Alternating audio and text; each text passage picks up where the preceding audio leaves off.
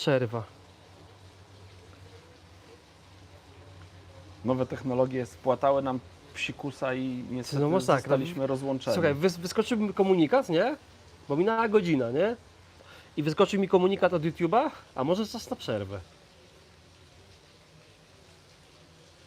Nacisnąłem, że nie i wywaliło mnie. Ty będę musiał obczaić, o co chodzi, nie? Hej, no poczekamy chwilę, niech powbijają ludzie. Nie wiem, o co chodzi za bardzo. Tak, z przyczyn od nas niezależnych Słuchajcie, zostaliśmy rozłączeni. Tak, może są to osoby, które prowadzą live na YouTube, to mogą mi podpowiedzieć, bo my w sumie już długo go nie robiliśmy. Dostałem po godzinie komunikat, a może czas na przerwę.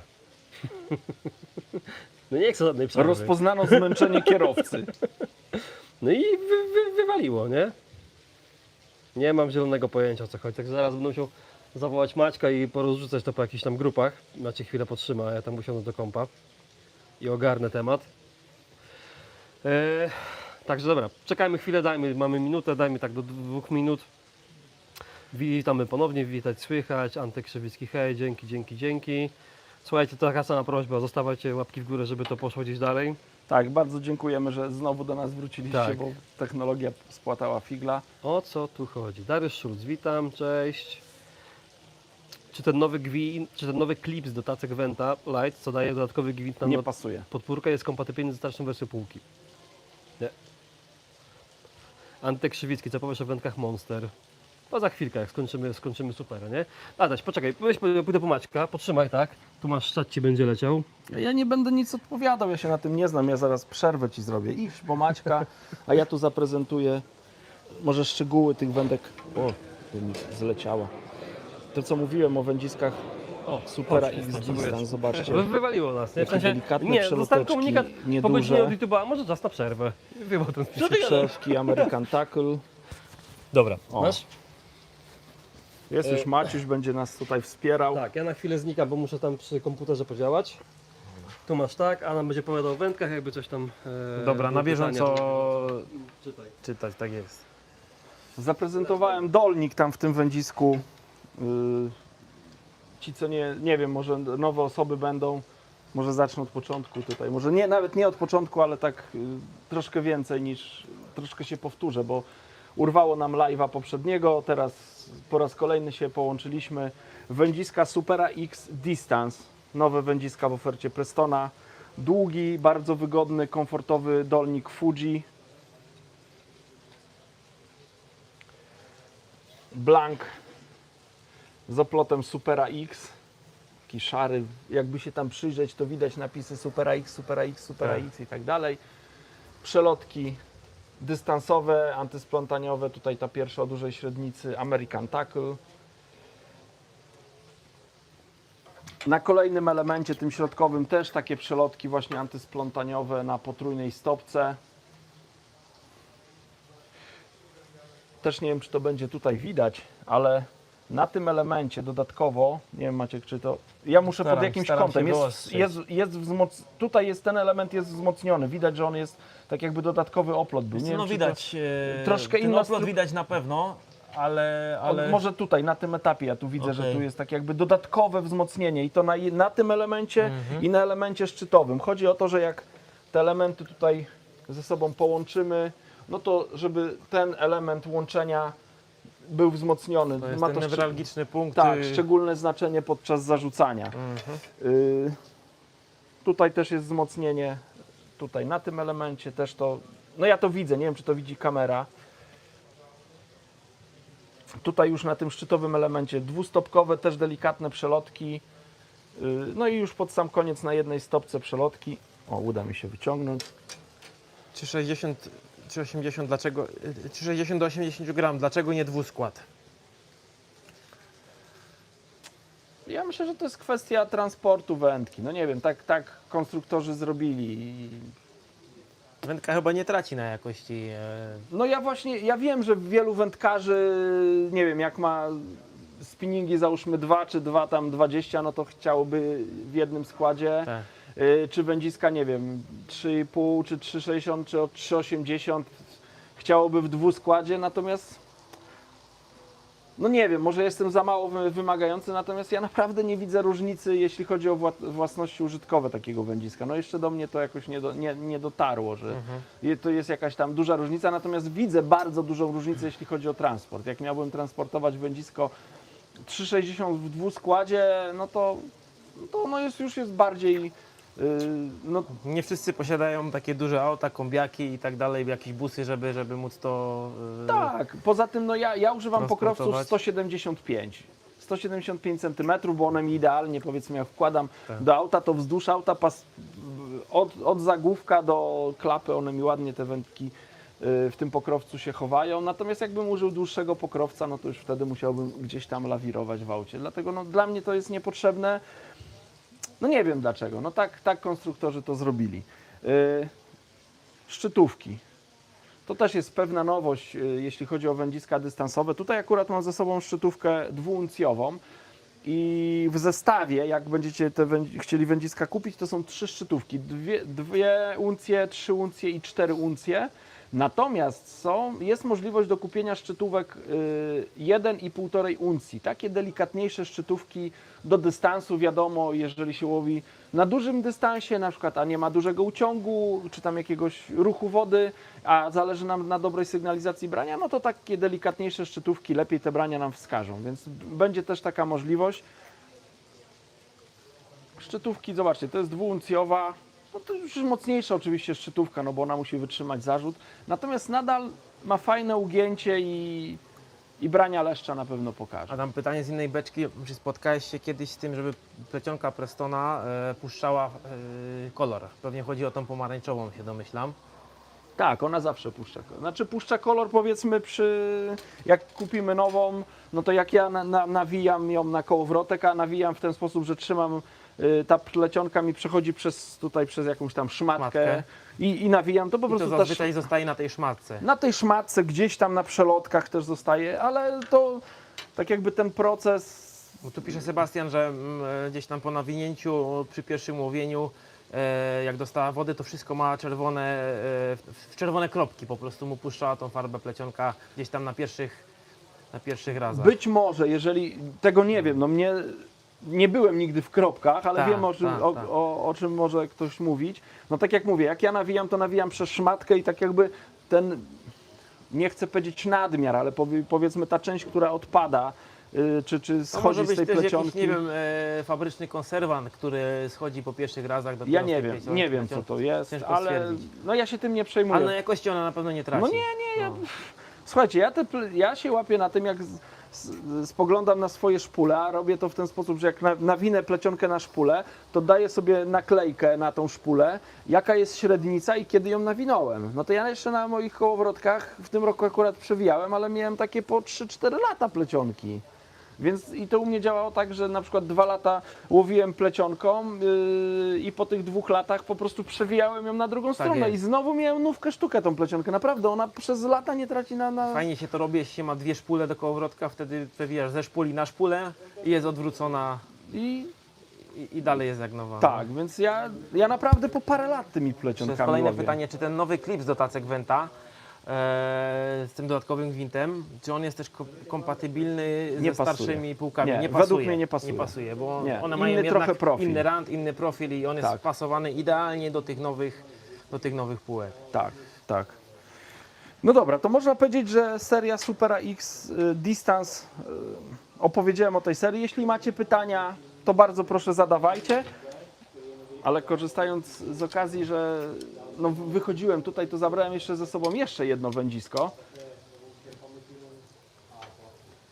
Bite Up Extreme 3 metry. Tak, Bite Up Extreme 3 metry, czyli kij do nęcenia 3-metrowy, dwuelementowy, bardzo mocny kij, który służy po prostu do nęcenia łowiska. Ja mam taką filozofię, że staram się dobrać długość wędziska do nęcenia do wędek, którymi łowię. Czyli jak łowię wędkami 3 metry 3,30, no to używam tego Bite Upa 3-metrowego.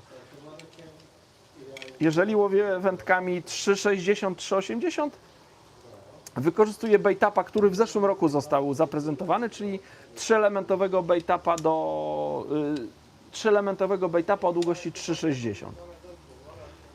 Jaki kołowrotek do koszyka zanętowego, czyli do takiego bajtapa właśnie? Do bait-upa? Mocny i duży. Pytanie do koszyka zanętowego, czyli domyślam się, że po prostu do wędki do nęcenia, nie? Chyba że ktoś źle napisał, że tutaj o to chodziło, ale to zaraz do tego Okej. wrócę. Ja tutaj do tego kija używam kołowrotków Extremity 620 SD. Mhm. Do tego wędziska.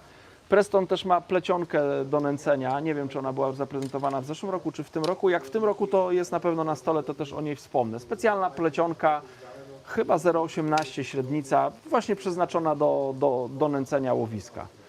Też jak widzicie, solidne przelotki antysplątaniowe. No tu jest kawał blanku, też ta przelotka szczytowa antysplątaniowa, żeby gdzieś przy intensywnym nęceniu nie popełnić błędu i tego kija nie złamać. Naprawdę solidny.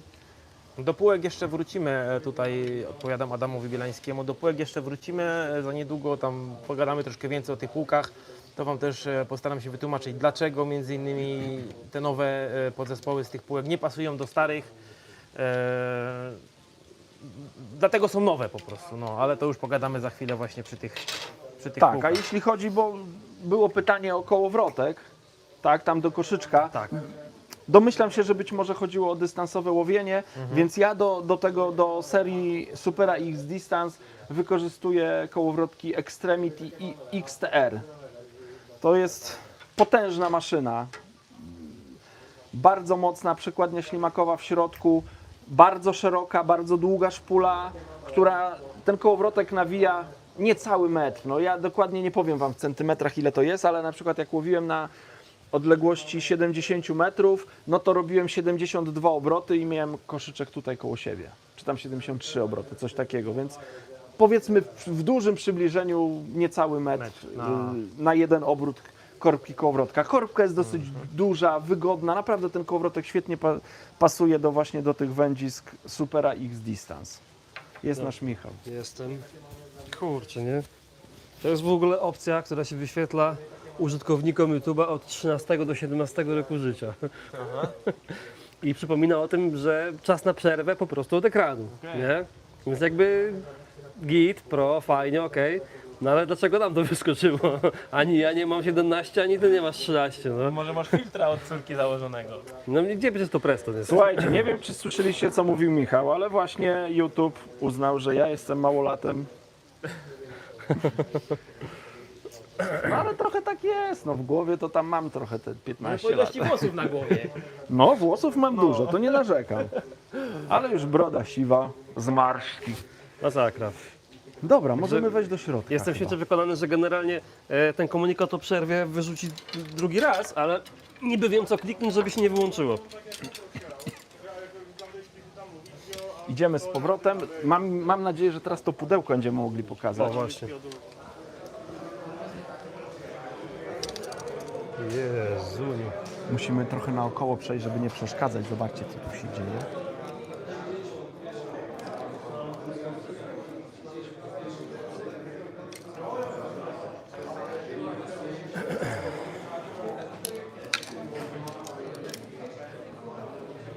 Po drodze nowe ciuchy, ale do tego pana jeszcze wrócimy. Kiedy będą nowe tyczki? Niedługo do tyczek w ogóle przejdziemy, także...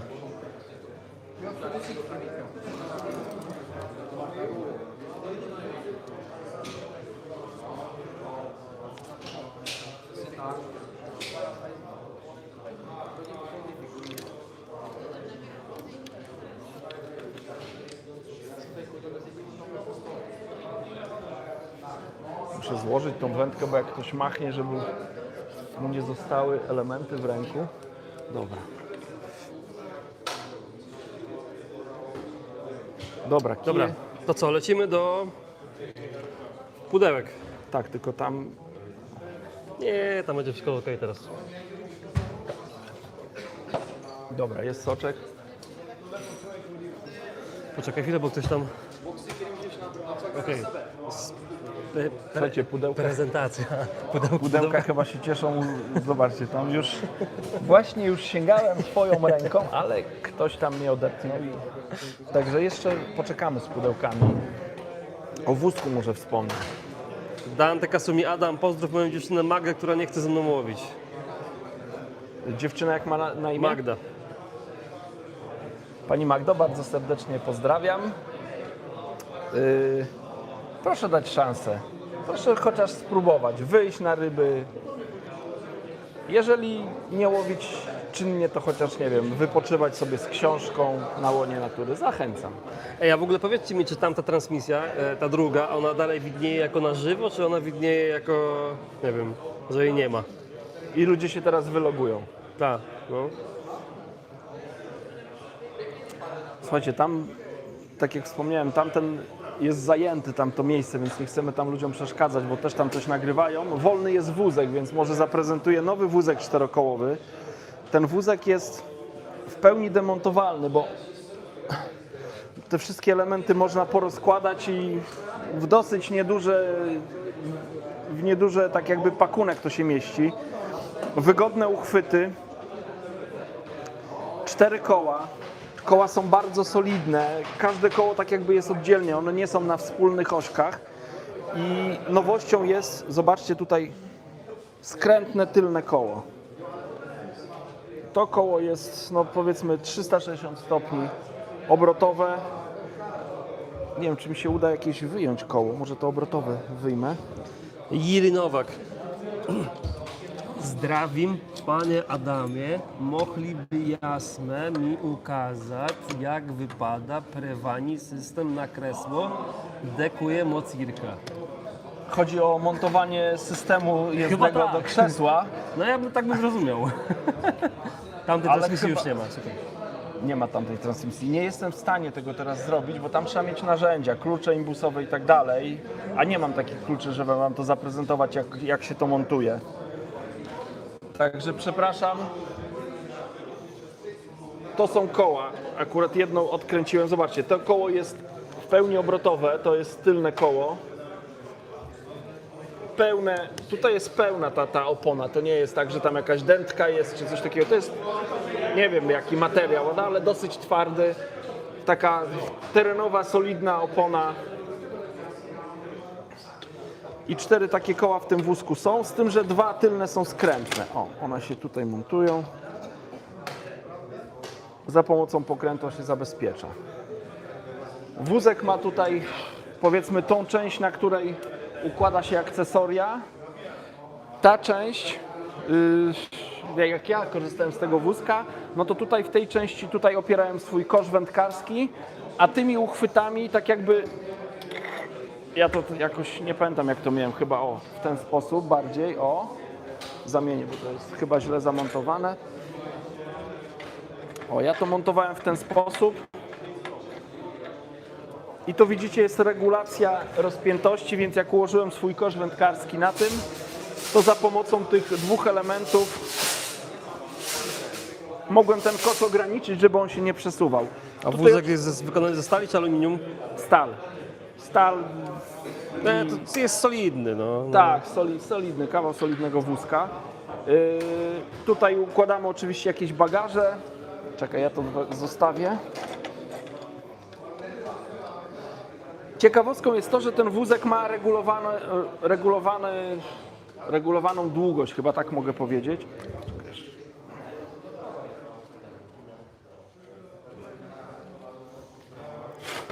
Można go składać na czas transportu. Z tego nowego wózka skrętne koła będą pasować do poprzedniego wózka? Nie przypuszczam. Ja nie wiem, jak w starym wózku były montowane koła. Przypuszczam, że nie. Bo tam chyba na jednej ośce, te koła jedne i drugie tak jakby na jednej ośce były. Strzelam, nie wiem, bo nie używałem tego wózka. No i jeszcze wracając tutaj, zobaczcie, można go, tą rozpiętość tutaj tych elementów można regulować. Jest klasa, taki się do mojego kosza przyda, duży, pojemny i wytrzymały. Jest oczywiście za pomocą solidnych pokrętów zabezpieczony. Dobra. Ciekawostką jest tutaj ten element z przodu. Takie powiedzmy rogi, które zabezpieczają na przykład kosz, jak tu kosz ustawicie, żeby on się nie przewalił. ale też mają takie różne uchwyty. Na tych uchwytach, nie wiem, możecie coś sobie oprzeć, zawiesić wiaderko, zawiesić torbę, cokolwiek tylko chcecie. To chyba też, oczywiście, to też można zdemontować na czas transportu. To się rozkłada. Można też to umieścić wyżej, niżej. Też jest możliwa regulacja wysokości. Tu Beata odpisała, że jedne są na stałe, a 2 osobno wysuwane. To nie wiem, no przepraszam, nie podpowiem wam. Kto może wiedzieć? Nie wiem. Ja nie używałem tego starego Zaraz wózka. zgarnę przedstawiciela jakiegoś zapisu i popytamy. Następnym elementem jest tutaj ta no bardzo wygodne uchwyty. Akurat jest, może tak to zrobimy, będzie lepiej widać. Taka neoprenowa tutaj podpórka, na której na przykład można, jak załadujecie tutaj ten wózek, można oprzeć tutaj jedną część pokrowca, tutaj druga część pokrowca opiera się na tym. Jeżeli to zepniecie pasami, no to jest wszystko bardzo stabilne i można tym manewrować. W zestawie jest taki element, taka torba, sakwa, nie wiem jak to nazwać, z wodoodpornego materiału, więc jeżeli chcielibyście, nie wiem, ciuchy przetransportować, zanętę, jedzenie albo cokolwiek, no co chcielibyście zabezpieczyć przed brudem i deszczem i wodą, no to patrz co tu mamy. Nawet ktoś koszulkę zostawił. No to tutaj mówiłem o ciuchach, ktoś zostawił.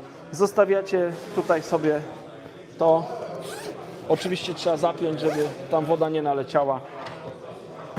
Jest dodatkowa sakwa. Wózek jest, tak jak wspomniałem, jest 360 stopni skrętny, więc jak gdzieś na jakieś macie trudne łowisko, to można tym wózkiem załadowanym sprzętem manewrować. Grzegorz Musiał się pyta, ale nie wiem o co chodzi. Adaś, czy na pokazie są kury Prestona i kiedy ewentualnie będą w sklepach? Kury Prestona?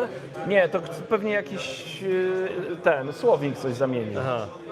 Nie, są kury, nawet emotikonki kur. Nie wiem o co chodzi. Kury Prestona. Tak. Bardzo fajny bajer. Nie załapałem o co chodzi, ale... Beata Rolik już widzę, nie będą koła pasować. Pewnie Beata ma stary wózek i... No dobra, chodź do akcesoriów, bo tam cały czas jeszcze coś jest, ale tu możemy akcesoria obejrzeć. Słuchajcie, z nowości takie, które Preston w tym roku pokazał, to o tym się nie będę za dużo wypowiadał, to są nowe ciężarki. Po pierwsze, te ciężarki, które ja na przykład lubię, takie w przybliżeniu powiedzmy o przekroju kwadratowym, czy takie sześcianki, służą ja to wykorzystuję do gruntowania łowiska najczęściej, do odmierzania głębokości może bardziej, 30-gramowego używam najczęściej. Są też w kształcie, oczywiście można to też do bombki stosować, albo jakieś ciężarki gruntowe, no jak kto chce. Tutaj akurat mamy 7-gramowe, zobaczcie jakie pchełeczki małe. Jak ktoś by chciał na bombkę łowić, to pewnie to wpada, jest taka wielkość, że wpadnie do wody z takim odgłosem, jakby pelet wpadał. Plup. Fajny odgłos będzie. Są też w kształcie takiej spłaszczonej gruszeczki. No, bardzo dobrze się trzymają dna. Także ciężarki, nowy zestaw igieł. Jakąś jedną może wyciągnę tutaj igła, wiertełko, na przykład do Rapid Stopa igła.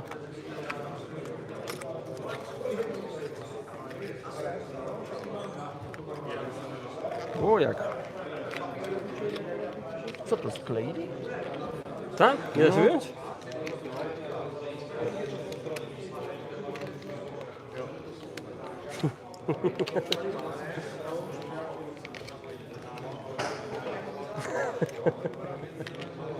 Nie no, musiałbym rozerwać opakowanie, nie zrobię im tego, inną wyciągnę. Takie zabezpieczenia, kurczę. Może zobaczyli, że tu 13-latek ogląda. YouTube już się na mnie poznał.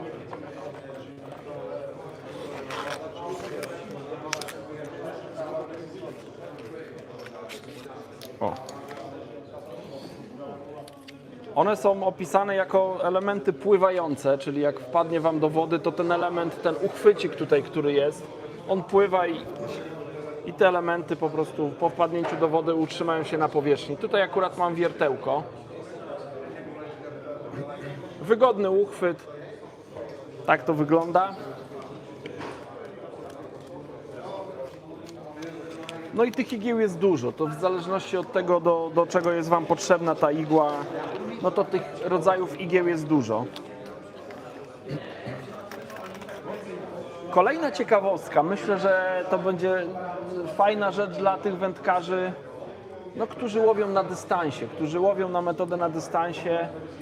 Podajniki XL-ki i L-ki i M-ki nawet też o dużej masie. MK 60, L-ki 60-70, tak? To jest 60? 60-75, a XL-ki 75 i 90 gramów, czyli jeżeli potrzebujecie ciężkiego podajnika, żeby daleko zarzucić, to takie podajniki teraz będą w ofercie. Wspomniałem wcześniej, jak mówiłem o kiju do nęcenia, to wspomniałem też o plecionce do nęcenia. Nowa plecionka Prestona do nęcenia. 150 metrów na szpuli, 0,17 średnica. Też niedługo dostępna w sklepach. Niedługo albo może już, bo ona jakiś czas temu została zaprezentowana.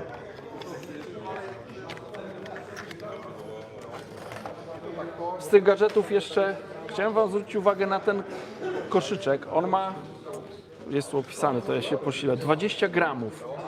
Bardzo lekki koszyk, ale do donęcania łowiska świetny. Jak macie kijek, nie wiem, do 30-40 gramów, to można tym koszyczkiem, tutaj ma siateczkę w górnej części, można donęcić łowisko, odpiąć koszyk do łowienia i tym można donęcić tym samym kijem, którym się łowi. Ja bardzo lubię ten koszyczek. Nowe przypony, ale też chciałbym Wam zwrócić uwagę na nowe federlinki. One są dostępne w dwóch wersjach. Są federlinki tak zwane sztywne w dwóch długościach 60-80 mm. One tutaj są zabezpieczone jakimś takim, nie wiem, plastikowym, gumowym elementem. Z delikatnymi agrafkami, takimi, które no nie mają jakichś takich wystających elementów, więc się nie będą haczyć. Ale też ja myślę, że to dla mnie, to myślę, że te zdecydowanie federlinki do swoich zastosowań wybiorę. Czyli takie federlinki miękkie, tak jak sama nazwa wskazuje, 55 mm i 75 mm. W górnej części bardzo delikatny krętlik. Mi się strasznie wzrok pogorszył, więc ja nawet tego krętlika nie widzę. Którego? Tutaj taki krętliczek malutki jest. Natomiast tutaj są takie bardzo też delikatne, fajne agraweczki.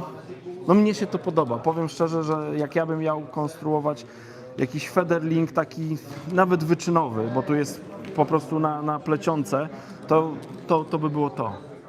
To jest super, naprawdę super federlinki. Nie łowiłem co prawda nimi, nie wiem jaką mają moc i tak dalej, ale wyglądają super. A jest może nowa feeder guma?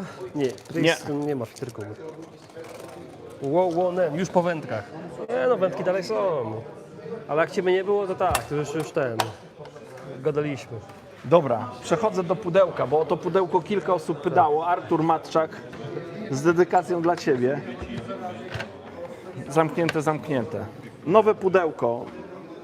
Ono ma wymiary, tutaj nawet zobaczcie, jest miarka.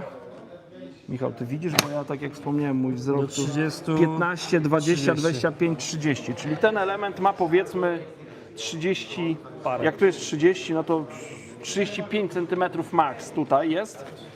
No ten element będzie miał 15, 20 parę centymetrów. Takie są wymiary. Ten wymiar z 8-10 cm tutaj głębokość tego. Ono do pakowania jest płaskie, natomiast ma rączkę do przenoszenia, która jest chowana właśnie w tym wieczku i można w ten sposób je transportować.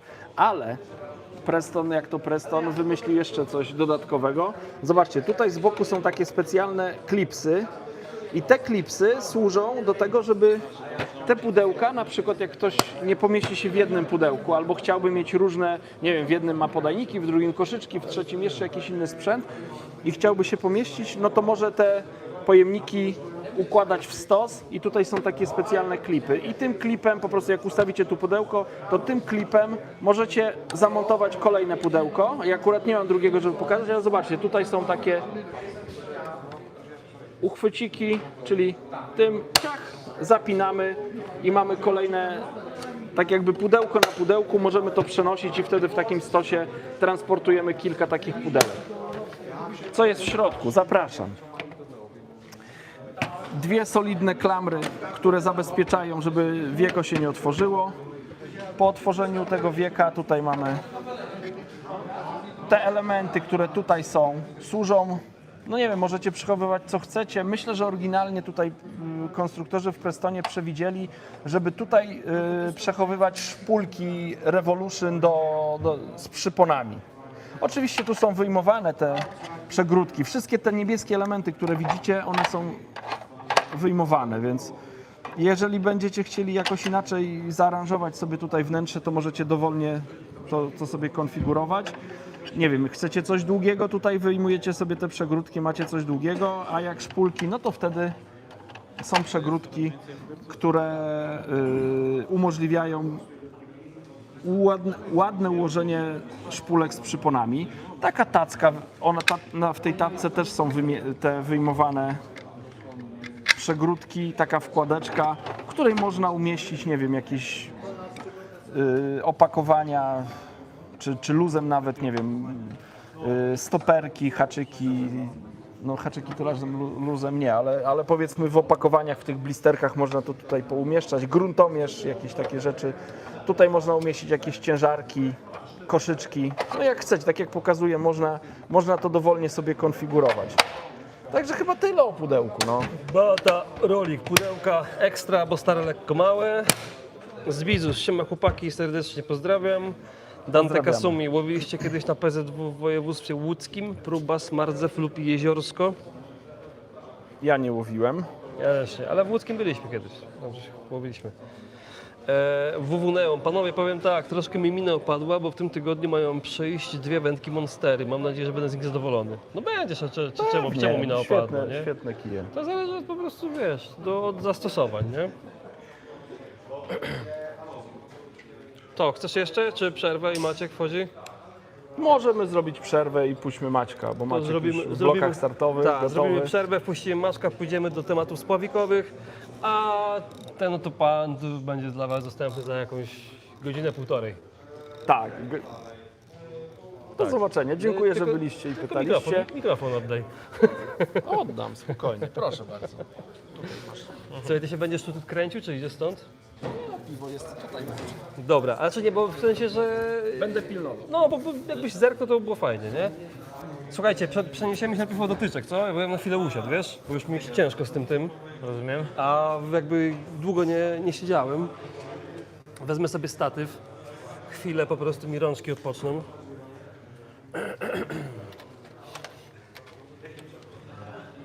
Przejdziemy na zewnątrz. W takim Dzień razie. dobry, dzień dobry, poczekaj, zaraz ten. Opsa. Ja tutaj się ustawię, musicie dać mi chwilkę. Widzowie. Tak, zaraz to podniosę, wiem, spokojnie.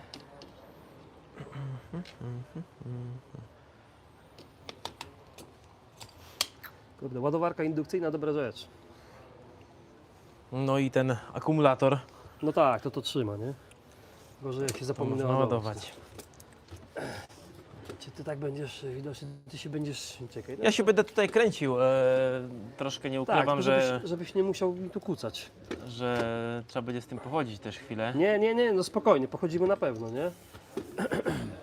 Tylko, że mówię, dopóki, ja bym, mówię, na 2-3 minuty. Tu jest taki wózek inwalidzki Stary. z boku. Możesz na kółeczkach pyrkać i Wiesz, jeździć za mną. Wiesz, co ta bateria waży? Ciężkie to jest. Ciach. No, tam jest taki fajny, wysoki stojak z Foxa do ważenia ryb.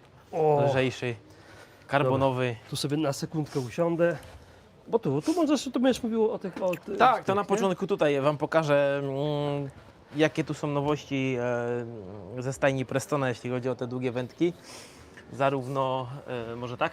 Możesz być, jesteś jakby w całości, Okej, więc możesz się zarówno tyczki do łowienia normalnych białych ryb w wodach stojących i płynących, jak i tyczki do łowienia karpi typu margin.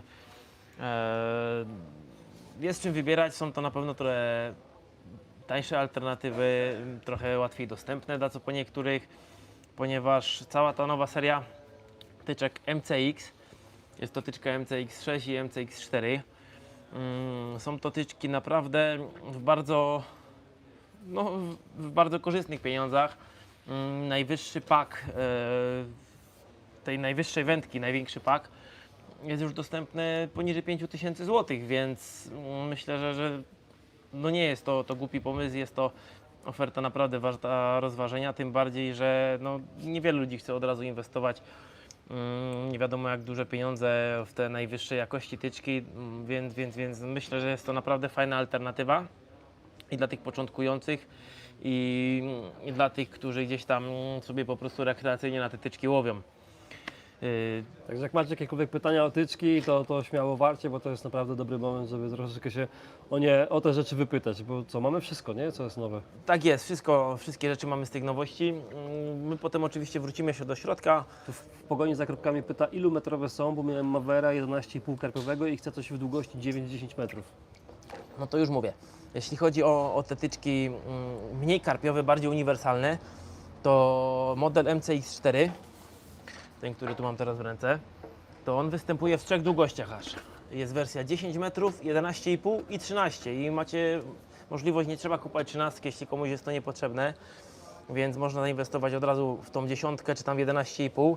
Każda z tych wędek, im wyższy model, im dłuższa wędka, tym większy pak. Ale ta 10 naprawdę się bardzo przyjemnie prezentuje, jest lekka, sztywna, szybka, czy to dla kadeta, tam powiedzmy do 15 roku życia, czy dla takich ludzi, którzy właśnie rekreacyjnie sobie łowią, to ta 10 jest rewelacyjnym rozwiązaniem. Sam byłem nią zachwycony, jak to wziąłem do ręki, że za takie pieniądze jest to tak fajna wędka. Ponieważ te dłuższe wędki tutaj to już są, no nie są tak bardzo sztywne i tak lekkie jak te wędki po kilkanaście tysięcy, które widzieliście tam w poprzednich latach. Ale no jeśli tak jak mówię, ktoś łowi trochę rzadziej, łowi bardziej rekreacyjnie, nie potrzebuje wędki za wszystkie pieniądze świata, to naprawdę jest to super alternatywa. Na pewno adekwatna cena co do jakości, to uważam, że to jest duży plus tych wędek. Także te się zaczynają już od 10 metrów, więc warto to rozważyć. Każda z tych wędek ma swój pak. Ja Wam tu mogę dopowiedzieć, że ta 10, która jest w najniższym paku, to ona zawiera wędkę, dopałkę plus jeden top 3-elementowy maczowy. Każda następna wędka, czyli ta 11,5-13 metrów, posiada tych topów już więcej. Tutaj w pogoni za kropkami dopisał, że potrzebuje coś, bo jestem juniorem w moim okręgu, a moja tyczka jest już za krótka i chcę coś mocniejszego, bo ta maczowa jest za delikatna.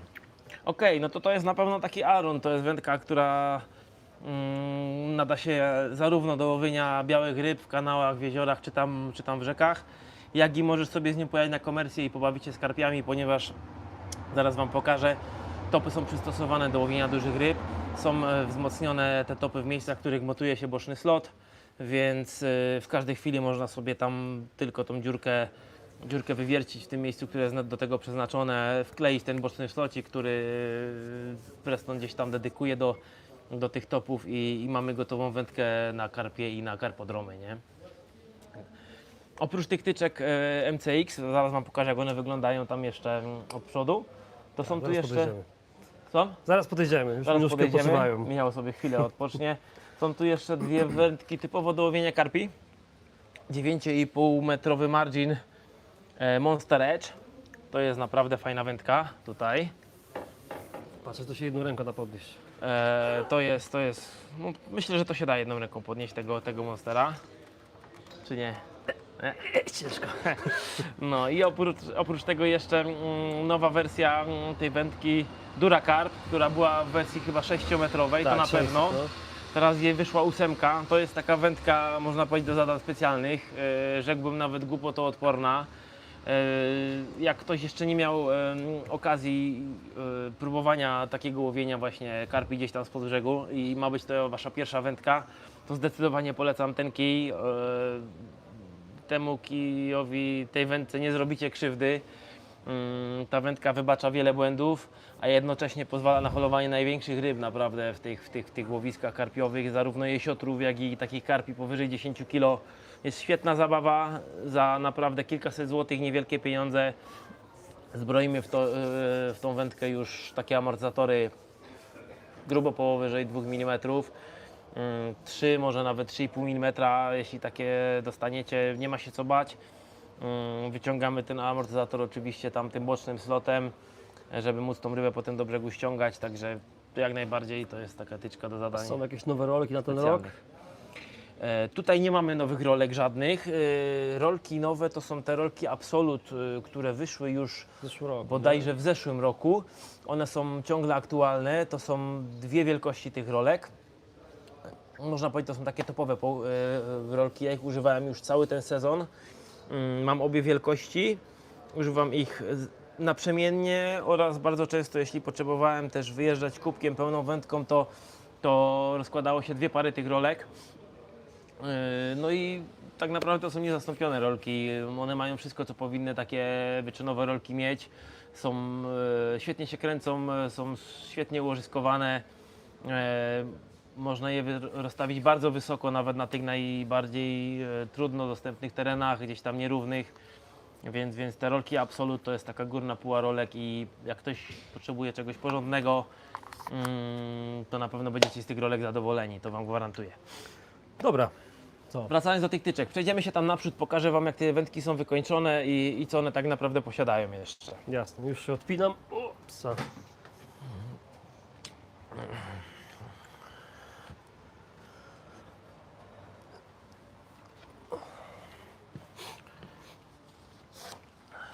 I idziemy. Słuchajcie, prawie 100 nas jest na live, to jakbyście zostawili łapkę w górę, to byłoby przyjemnie, bo mamy tylko 24 łapki w górę. Zobaczcie, to jest taka nowość, jeśli chodzi o w ogóle o wędki nasadowe, o tyczki na rynku. Tego jeszcze do tej pory wędkach, które miałem, nie widziałem. Poczekaj, zanim przejdziemy, bo to jeszcze jest pytanie, wszystko ekstra, jak jest klasa, najważniejsze pytanie, jak wagowo? Te tyczki? No, Wagi, już Wam powiem taką ciekawostkę. Ogólnie ci angielscy producenci typu Preston, Matrix nie podają wag tyczek. Oni się skupiają przede wszystkim na wyważeniu tych wędek. I dla nich wędka, która nawet może katalogowo wyglądać, że będzie 50-100 gramów cięższa od wędek gdzieś tam z innych firm, to oni skupiają się głównie na wyważeniu tej wędki, żeby tej wagi tej wędki nie było czuć. Żebyście nie czuli się zmęczeni po łowieniu, żeby Was tak plecy nie bolały, bo może być wędka, która waży na przykład 840-810 gramów, super lekka, sztywna kanałówka, ale będzie Was ciągnęła bardzo mocno do przodu podczas tego łowienia i pomimo tego, że będziecie mieli wędkę za 15 tysiaków, to po tych 4 godzinach wędkowania będziecie się czuli, jakbyście przebiegli maraton. Plecy Was będą bolały, ramiona, łokcie, nadgarstki, no wszystko co się da.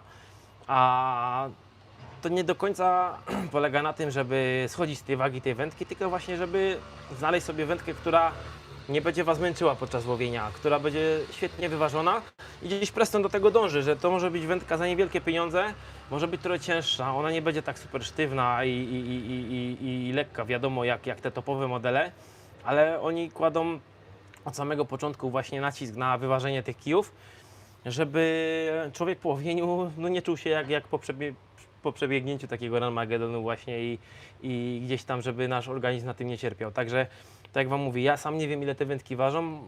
Łowię najwyższym modelem Prestona z tych poprzednich lat, tym Euromatchem, ale no nie jest to najlżejsza wędka, nie jest to najcieńsza wędka, bo to jest jednobazówka. Jeszcze taka ciekawostka, te wędki są, te wszystkie MCX, są kompatybilne w pełni z tymi wędkami z lat poprzednich, z tymi Euromatchami. Więc jeśli ktoś z Was posiada bądź zamierza posiadać któryś z tych wędek i z tych starszych modeli, to one są w pełni ze sobą kompatybilne. Każdy jeden element jest wymienny, bo są robione na tych samych matrycach, na tych samych mandrelach i możecie sobie tymi elementami żonglować jak tylko się podoba. Dominik Grabowski pyta Siemka, czy Euro MCX6 będzie lepsze jak Superium X25? Łowię na rzece UK zazwyczaj. Okej, myślę, że Superium to jest w ogóle inna klasa wędek. Superium to są wędki właśnie typowo pod angielski rynek, karpiowe. One aż 16 metrów potrafią mieć w tych swoich najdłuższych wariantach. Myślę, że ciężko to porównać. Tak jakbyś chciał porównać sportowy samochód do SUV-a. Zupełnie dwie charakterystyki inne wędek. 13 metrów max potrzebuje. 13 metrów max. Wiesz co, no to jeśli łowisz na tych karpotromach stricte angielskich i mieszkasz w UK, to zdecydowanie polecam Ci tą wędkę Superium, ponieważ no, ona jest zdecydowanie bardziej dostosowana pod tamto. To pod myślę, że tamte łowię na wędkarstwo. rzece UK. Łowisz na rzece w UK. Wiesz co, a startujesz w zawodach? Bo to jest dobre pytanie. Jeśli startujesz gdzieś tam dużo w zawodach, to myślę, że ta MCX6 będzie zdecydowanie lepszym rozwiązaniem. A jeśli gdzieś tam łowisz bardziej rekreacyjnie sobie i tak dalej, feel free. Myślę, że ta MCX będzie trochę lżejszą wędką i ciut sztywniejszą. Dobra, na razie pusto. No, wracając do tych właśnie wykończeń, tych MCX-ów, to jest nowość na pewno u nas, ale też myślę, że nowość na rynku. Wędki mają na topach już podziałkę centymetrową, co nam bardzo ułatwia żonglowanie gruntem podczas łowienia. Bardzo często te nasze wędki podczas, jak już kończymy łowić, są pokreślone tymi markerami, tych kresek mamy mnóstwo. Tutaj zobaczcie, macie podziałkę centymetrową od szczytówki, od samego początku aż do końca topa. I wiemy tak naprawdę, jak sobie ustawiamy grunt, dokładnie na jakim centymetrze tutaj łowimy, wiemy ile po tym centymetru sobie grunt zwiększamy, zmniejszamy, wiecie ile łowicie pod dnie, czy ile łowicie nad dnem. To jest mega ułatwienie, my do tej pory stosowaliśmy, tak jak mówię, kreseczki, gumki, różnego typu znaczniki. Tutaj jest to no, świetnie zrobione, producent pomyślał o tym i zrobił nam taki nadruk na tej szacie graficznej i mamy problem z głowy. To jest naprawdę mega ułatwienie. Tutaj, jak wspominałem, jeszcze macie to wzmocnienie do montażu właśnie bocznych slotów w tych wędkach. Każdy jeden top, nie tylko z tej serii Euro MCX Match, ale i innych serii wędek Prestona, mają te wzmocnienia właśnie do montażu bocznego slota. W tym miejscu centralnie w środeczku wiercicie małą dziurkę, następnie poszerzacie ten otwór frezikiem. Są też takie kompleciki Prestona do wywiercenia tego otworu właśnie. Wklejamy ten boczny slot na kleju dwuskładnikowym najlepiej i sprawa załatwiona. Już mamy top z bocznym slotem do łowienia dużych ryb. Także to naprawdę robota tego trwa 3 minuty. Nie trzeba płacić grubych pieniędzy u gdzieś tam osób, które się tym zawodowo zajmują. Każdy sobie to może sam we własnym zakresie, w zaciszu domowym zrobić. Spokojnie za kropkami. Ja na przykład startuję w zawodach, na których liczy się szybkość wyciągnięcia ryby, która jest lepsza, żeby jej nie uszkodzić podczas szybkiego wyciągania bardzo niedelikatnego. Jeśli nie chcesz delikatnej wędki, Preston nie ma delikatnych wędek, od tego zacznijmy. Preston nie ma takich typowych kanałówek, dlatego takich rzeczy bym się nie bał. Ja bardzo często, pomimo tego, że mam ten teoretycznie najlżejszy, najwyższy model tej wędki Euromatch z poprzednich tam lat, 2 czy 3, tych wędek jeszcze nie używałem, bo to jest nowość na rynku, to nawet na te najlżejsze maczowe, kanałowe, można powiedzieć, topy, nie boję się łowić gdzieś tam szybkościowo średnich ryb, po kilkaset gramów, brać ich przysłowiowo na klatę. Więc, no tak jak mówię, Preston nie ma delikatnych wędek, nie ma delikatnych topów i w żadnej z tych wędek nie bałbym się po prostu łowić szybkościowo średnich czy tam nawet dużych ryb. Kwestia dopasowania, odpowiedniego amortyzatora, odpowiedniego haczyka i przyponu i łowimy wszystko, co się da tak naprawdę. Wracając do wykończeń, pokażę Wam jeszcze dwie ciekawostki. Też mało który producent uzbraja nam na gotowo, można powiedzieć, wędkę. Odchodzi nam dopasowywanie i docinanie szczytówek, żeby wklejać te tulejki teflonowe. Tutaj wszystkie wędki Prestona posiadają wklejone tulejki teflonowe już na wymiar. Macie gwarancję, że topy będziecie mieli zawsze równe i odchodzi nam oczywiście koszt i czas do kupowania tych tulejek. Drugie elementy uzbrojone są tak samo w te korki czyszczące razem z tulejką wewnętrzną do prowadzenia gumy. Jeśli wkładacie amortyzator w 3 elementy, tak zwane, ja tylko i wyłącznie używam takiego sposobu, że amortyzator wkładam w oba te elementy i na końcu z tej strony mam właśnie ten korek końcowy.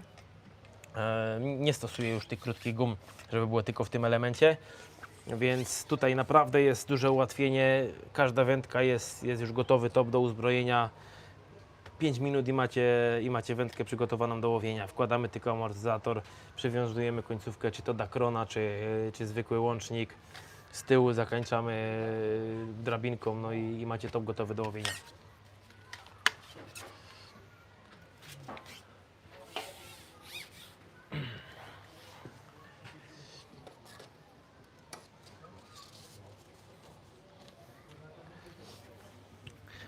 Tutaj jeszcze mamy ciekawostkę w tym karpiowym marginie. To jest wędka Monster Edge. O niej już mówiliśmy chwilę temu. Ona już ma wklejony ten slot boczny, o którym Wam mówiłem, że można sobie to dorobić w tych tyczkach Euromatch. Zobaczcie, to jest dokładnie ten slot, który jest do kupienia też oddzielnie na sztuki. W tym miejscu jest ten slot wklejony, gdzie jest wzmocnienie. Tak jak mówię, kwestia 2-3 minut, wywiercamy otworek, wklejamy naklej dwuskładnikowy i mamy top przygotowane do łowienia dużych ryb. Te wędki karpiowe typu Margin, typu Monster Edge, czy tam Duracarp mają już to gotowe. Tutaj zobaczcie, kolejna ta wędka Duracarp, najtańsza w naszej serii, też już ma fabrycznie wklejony ten boczny slot.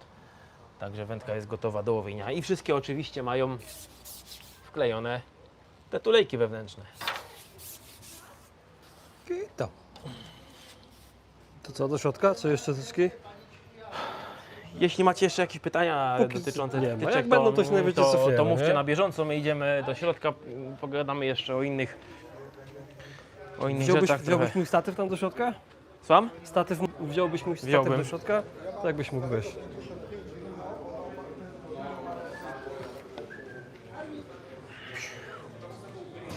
Idziemy tutaj. Podejdziemy może tam na stolik, Dobra, pokażę Wam jakbyś mógł trochę. statyw, tak, tutaj, gdzie za ten Dla tych, bajzel. którzy łowią i lubią łowić karpie na karpodromach, właśnie startują w zawodach karpiowych, pławikowych, to pokażę Wam fajne Poprawię ciekawostki. żebyś miał go wyżej.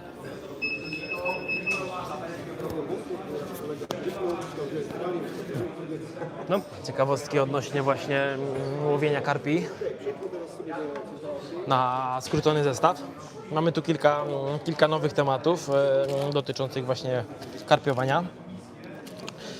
Kilka modeli spławików. To są takie klasyczne angielskie spławiczki do łowienia na bardzo płytkich wodach. przerwę Ci. Dominik Grabowski, jak MCX6 jest w pełni rozłożona, czujesz, że jest ciężka, czy raczej daje radę? I czy jest sztywna? Wiesz co, podejdziemy zaraz tam za sekundę, jeszcze pokażę Ci, jak ta wędka pracuje. Podniesie, no. Siądę na tym koszu, machnę nią kilka razy, zobaczysz, przyjrzyj się z tyłu gdzieś tam ze swojej perspektywy, tak jakbyś stał za mną. Zaraz Ci to pokażemy. I wrócimy do tego tematu za chwilę. Dobra. Te spławiczki mają taki ciekawy system zbrojenia, ponieważ żyłka przechodzi tutaj już od samego czubka antenki, wychodzi dołem korpusu i wiadomo, uzbrajamy go w jakiś tam silikonik na kilo spławika i to jest wszystko. To są spławiki już od 0,1 grama, więc bardzo lekkie. Wiadomo, są to spławiki do łowienia na płytkich wodach, gdzie gdzieś tam tych karpi się łowi bardzo dużo, biorą bardzo lekko. I wtedy taki spławiczek to jest gdzieś tam, czasami nam po prostu otwiera łowisko. Nie tylko przynęta, nie tylko haczyk świadczy o tym wyniku podczas łowienia tych karpi, ale te spławiczki bardzo często robią robotę, bo na tych klasycznych na przykład antenach nie jesteśmy w stanie zobaczyć brania.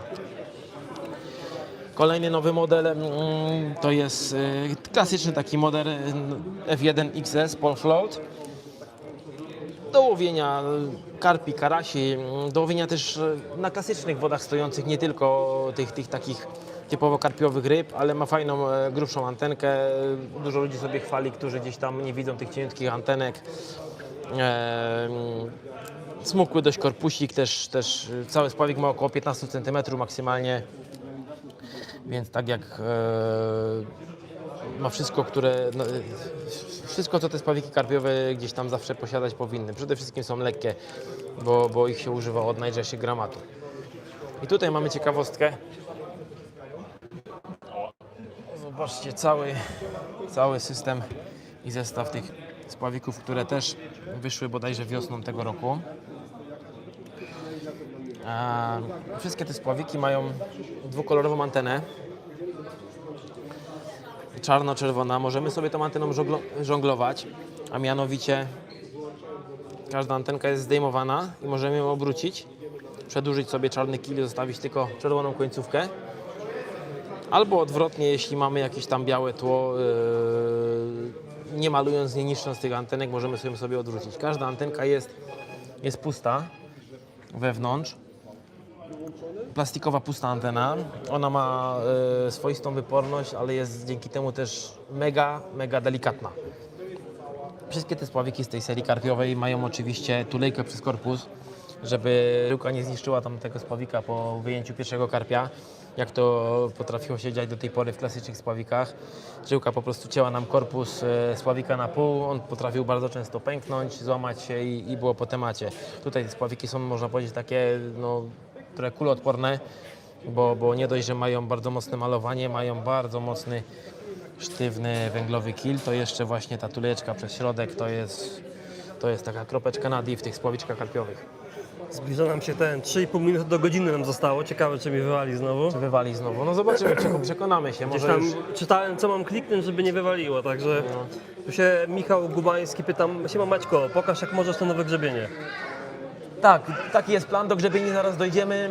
Wracając do tych spławików, jeszcze podejdziemy raz do tej tyczki, Tak, pokażemy tą pokażę tyczkę. sobie jeden temat i wrócimy sobie to na spokojnie. Grzebienie już są przygotowane razem z nowym koszem i stackami, także za chwilę tam wracamy. Tu jeszcze jest taka ciekawostka, w tych spławikach teoretycznie karpiowych mamy bombki nawet do 3 gramów. Bombka klasyczna ma kształt taki do przepływanki, klasyczny kształt kanałowy. Ta sama zasada, możemy antenkę sobie obracać czarno-czerwoną albo czerwono-czarną. Antenka grubsza, ale bardzo delikatna ze względu na to, że jest pusta w środku. Ta sama zasada, jeśli łowicie na waglera i zakładacie puste plastikowe anteny, to jest bardzo często nacięte z boku, to ta jest właśnie tak samo delikatna, pomimo że jest grubsza, to jest właśnie, przepraszam, bardzo czuła. Dobra. 2,5 minuty, ja tu muszę mieć paluszki przygotowane, bo coś muszę kliknąć, ale nie wiem co. To może na sekundkę gdzieś tam poczekamy i zobaczymy, czy się to wyjaśni. Chodź, przejdziemy do tej tyczki. Przejdziemy do może tej najpierw, tyczki. nie? Dobra. O, tu już mamy, akurat się zwolniło. Jakby i tak poczekamy, Tak. bo mamy 2 minutki, także dla tych osób, co były na poprzednim live'ie, znaczy na tej pierwszej części live'a, po prostu po godzinie nam go wyłączyło. Jakiś komunikat wyskoczył, że a może czas na przerwę. I Tak. wywaliło, nie? Się okazało, że był taki filtr dla niepełnoletnich, tak? Tak. No. Tylko, że ja tego filtra, jak się okazało, nie wyłączyłem, bo odpaliłem drugiego live'a, dopiero potem zacząłem czytać, co mam z tym zrobić. I teoretycznie coś tam powinienem kliknąć. Dobra, ale możesz pokazać. Mogę bo to pokazać. jakby to zdążymy zrobić. No to wracamy do tej tyczki MCX6, do tego najwyższego modelu z tych nowych wędek. Biorę tą wędkę do ręki, to już mam sygnał, że jest to taka wędka typowo Alron, taka wędka uniwersalna. Nie jest to igiełka kanałowa, nie jest to mega szybka wędka. Ona ma, zobaczcie, ona ma czas reakcji taki, powiedziałbym, średnio szybki. Szybko wraca bardzo do gdzieś tam swojej pierwotnej postaci. Nie buja nam się nie wiadomo jak długo. Ale na pewno czuć, że ta wędka ma moc, że nie ma się co bać gdzieś tam łowić na nią większych ryb, nawet właśnie na karpiodromach. ponieważ no, biorąc tą wędkę do ręki czujemy, że ta wędka gdzieś tam jest trochę mocniejsza i nie jest to, tak jak mówię, taka super lekka i delikatna. Dla tych, co nie lubią delikatnych wędek i szukają takich mocniejszych wędek, to na pewno ta seria będzie wypaczała gdzieś tam jakieś błędy i dla tych, co się boją gdzieś tam tyczek używać, bo to delikatne, nie wiadomo jak się z tym obchodzić, to myślę, że te wędki to będzie dobre rozwiązanie dla Was. Zobaczcie, ja tu gdzieś tam zacinam stosunkowo mocno, staram się hamować tą wędkę, żeby gdzieś tam w ten sufit czy w ścianę nie uderzyć, ale naprawdę ta wędka, pomimo tego, że nie jest jakaś super sztywna, to bardzo szybko gaśnie i to właśnie robi to wyważenie, że mogę sobie jedną ręką normalnie operować. I ta wędka jest w paku poniżej 5000 zł do kupienia oczywiście, więc Minęła godzina, nic nie przyszło. nic nie przyszło, nic się nie stało. Może ewentualnie Także- może udało mi się to wyłączyć. Myślę, że wytrzyma jeszcze Dobra, to naszą dawaj część w relacji. grzebieni, panie. Wracamy tam. Kurczę, jakbym się jakieś coli może napił, gdzie Adam jest. Dobra, tam mamy grzebienie. Tutaj jest Adam, tam jest przedstawiciel. Przywitaj się ładnie. Ty Marcin, przyniósłeś mi kolę? No, dasz radę? Albo Adam? Po prostu nie chcę z kamerą tam latać. Mamy temat grzebieni, tak jak obiecaliśmy chwilę temu. Grzebienie te nowe występują w 3 wariantach wysokościowych, wielkościowych. Stick Combo, czyli ten największy z grzebieni nowych. On posiada nogi teleskopowe, rozwijane na 2 razy. To jest ta średnia wielkość, jeszcze mamy tutaj na raz, więc faktycznie on będzie miał jakieś 1,60 m plus minus.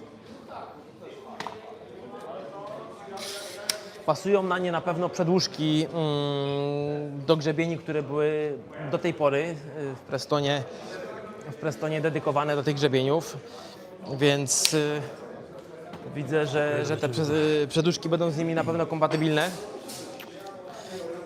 Tu jest system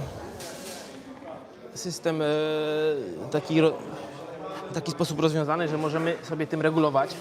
Zobaczcie. Rozszerzać dzięki temu też te nasze kijki do mierzenia dystansu, do mierzenia odległości. Kijki są regulowane góra-dół. Jeśli chodzi o ten grzebień, jeszcze możemy zrobić tutaj taki myk, że składamy te nogi całkowicie.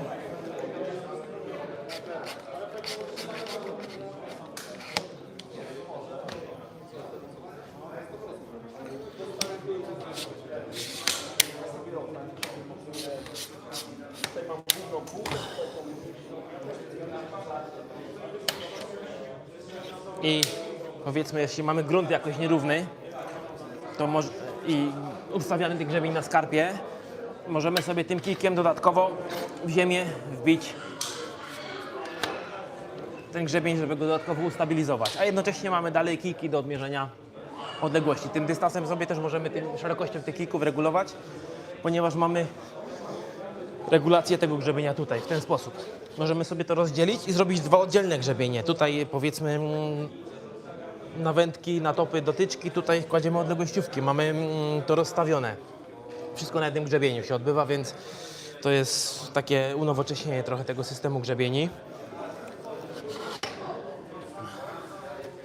Zaraz Wam powiem dokładnie, jaka wysokość tego grzebienia jest maksymalna, bo nie sposób jest tych wszystkich informacji zapamiętać. 140 cm wysokości maksymalnej po rozłożeniu na obu tych teleskopach. Więc to byłby ten największy grzebień z kijkami dystansowymi do mierzenia odległości.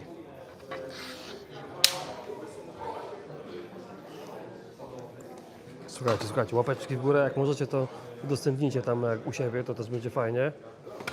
Tutaj mamy kolejne te 2 modele grzebieni, mały i średni. Mały grzebień ma tylko 1 teleskop, czyli rozwijany jest na raz. I noga składana klasycznie tak jak w poprzednich grzebieniach. Po prostu trzeba użyć trochę siły i złożyć cyk. W taki sposób się to składa. Grzebień możemy też kłaść bezpośrednio na podłogę. na ziemię, na podłoże w taki sposób. Po złożeniu tych nóg możemy go układać tak też na podłodze, ale bardzo często się używa takiego wariantu. Bardziej to jest wariant gdzieś tam do transportu i przenoszenia tej grzebieni. One są troszkę, widzę, wzmocnione, troszkę bardziej stabilne będą te grzebienie. Na pewno troszkę więcej też ważą, ale to dzięki tym rozwiązaniom właśnie, które w tych grzebieniach są zastosowane. Jak to bierzecie do ręki, to czujecie, że to jest coś porządnego. Tu też tym grzebieniem można żonglować, też można sobie nim przesuwać. Bardzo często jest taka sytuacja, że na brzegu mamy gdzie rozłożyć nogi grzebienia, ale niekoniecznie nam pasuje ten kąt, ponieważ wchodzimy na stanowisko do sąsiada albo jest jakieś drzewo czy krzak, to możemy sobie, zobaczcie, całymi wędkami cyk, przejechać. Stojak jest tam rozłożony, gdzie był, a wędki kierujemy na przykład w stronę wody i dzięki temu zaoszczędzamy miejsce na brzegu.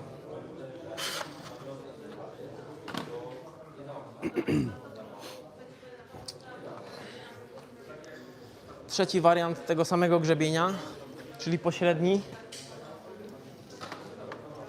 On jest po rozłożeniu gdzieś tyle wyższy od tego najmniejszego. Do tego jest 2 razy tak szeroki. Również posiada rozsuwane, również posiada rozsuwane te swoje skrzydła grzebienia, że możemy go sobie rozszerzyć na tyle, na ile potrzebujemy. Możemy używać jednego, możemy używać tych dwóch w taki sposób, jak to jest teraz zrobione. I ja uważam, dla mnie osobiście ten wariant grzebienia to jest najbardziej uniwersalny i na pewno będę tych grzebieni używał już w przyszłym sezonie. Jeśli macie jakieś pytania co do tych grzebieni, czy do użytego materiału, czy do rozwiązań jakichś, które tu są, to pytajcie na bieżąco. Jesteśmy teraz przy tych grzebieniach, to Póki co nie, ale Michał To Kubański pewnie jest zadowolony odpowiemy. wytłumaczeniem. tak. Pozdrawiamy, Michał, serdecznie. Wszystko ładnie miałeś przedstawione. Dobra, to co? Przejdziemy Przechodzimy do tacek i do Tak, tacki, nowego kosza. nowy kosz, nowe siedzisko i nowa podpórka.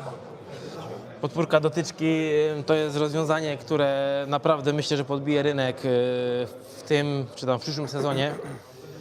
To jest alternatywa dla balkonu dotyczki, który był tradycyjny balkon stosowany do tej pory, zakładany na 2 nogi. Ten jest zakładany na nogi boczne. Jest to podpórka, którą używamy podczas łowienia z łokcia. Łowiąc z łokcia na tyczkę nigdy nie używaliśmy balkonu, ponieważ trzymamy tą wędkę w 2 rękach. Bardzo często łowimy tak na przykład na rzekach, na kanałach czy na wodach stojących, gdzie mamy bardzo krótką odległość pomiędzy szczytówką a spławikiem. Wtedy nie możemy tej wędki gdzieś tam poszarpywać, nie możemy odkładać na balkon. Brania są bardzo czułe, bo bardzo często musimy prowokować, wtedy łowimy z ręki. Ta przystawka nam pozwala na to, żeby tej wędki nie trzymać cały czas w rękach, nie odczuwać tego ciężaru wędki non-stop. A działa to mianowicie tak, już Wam pokazuję.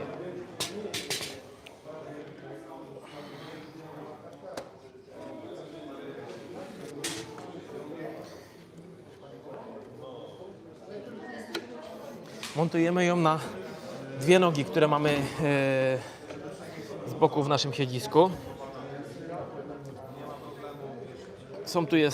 Jest tu regulacja kąta nachylenia tej podpórki. Możemy ją regulować pod każdym możliwym kątem, w dół, w górę. Wkładamy ją tutaj do tego snaplocka. Cyk i temat gotowy. Możemy sobie regulować właśnie gdzieś tam kąt, pod którym chcemy tą tyczkę łowić, żeby łowić dokładnie w tym punkcie, w którym chcemy. Blokujemy. Wysokość tak samo. Skoczę po taką krótką tyczkę i pokażę Wam, Jasne, na czym to skacz. polega. No, także jak macie jakieś pytanie jeszcze odnośnie takich tyczkowych tematów, to śmiało warcie. Wiem, że tyczka to raczej pewnie jest coś mniej popularnego niż feeder czy metoda. Tutaj szczególnie u nas na Prestonie, ale jak mamy możliwość pokazania takich spławikowych rzeczy, no to czemu by z tego nie korzystać? Tutaj, żeby z nią wejść do środka, to jest kultura i sztuka. Wziąłem najkrótsze coś, co jest. Już Wam pokazuję, Czekaj, ja się tam... Aha, ty wiesz tak to ustawiał, jak dobra. to wygląda. Mówicie z ręki na tyczkę, z łokcia. To opieramy sobie tą tyczkę na tej podpórce i cała waga, która gdzieś tam nas obciążała do tej pory, spoczywa na tej podpóreczce. Nie musimy tej wędki za każdym razem kłaść i odkładać na balkon, tak jak wyglądało to do tej pory, bo z balkonu łowienie to wygląda tak. Musimy odkładać tutaj, kładziemy na balkon, no i potem przy każdym wyciąganiu ten ruch jest taki.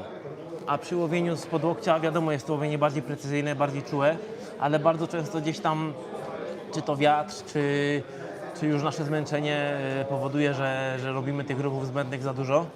Świetny temat, właśnie opieramy sobie wędkę na kolanie jedną ręką, opieramy na tej podpóreczce i łowimy dokładnie w tym punkcie, w którym chcemy, nie męcząc kręgosłupa, nie męcząc rąk. Także myślę, że wiele osób będzie chciało to rozwiązanie przetestować, nie? Naprawdę fajna sprawa.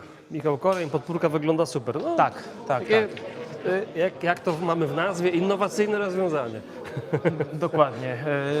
I przede wszystkim wytrzymałe, zobaczcie, no to naprawdę mogę naciskać, Kawał tyczki, nie? mogę się na tym oprzeć. Zobaczcie, naprawdę to już naciskam swoim ciężarem ciała, tu jest już kilka dobrych kilogramów nacisku, a to ani nie kwiknie, to jest do tego przystosowane, że tam naprawdę możemy wiaderko z wodą powiesić i się nic nie stanie. Także świetne rozwiązanie.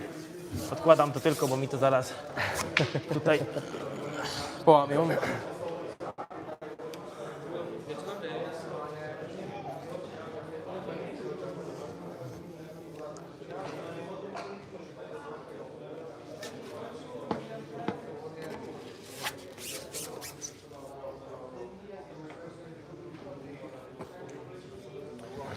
Czekamy na Maćkę. Jeszcze tylko Wam wtrącę, że po południu myślę, że pójdziemy coś zjeść i tu chłopaków jeszcze też raz przeciągnę po live, żeby społeczność facebookowa też trochę tam zobaczyła rzeczy. Jasne. Wracamy do półeczek. Adam już coś wspominał tutaj na temat tych półek na pewno, bo widziałem, że kręci Mówił, się jakie tutaj, są rodzaje, wiesz? W sensie... pokazywał wam, jakie są rodzaje. Tak, czyli tych półek, nowych półek Prestona, klasyczne półki Venta, które zrobiły taką furorę do tej pory na rynku. Jest to osłona tych półek w 4 rozmiarach. Są to 3 klasyczne półki, w tym takim, można powiedzieć, prawie że kwadratowym kształcie o 3 rozmiarach, M, L i XL. Ale i 4. półka, ta slim, taka typowa wąska półka, którą bardzo często stosujemy, zakładając ją za plecami. Półki mają bardzo fajne rozwiązania, ponieważ do tej pory te parawany, które były w tych półkach Venta, nie były w taki sposób i tak szybko demontowane.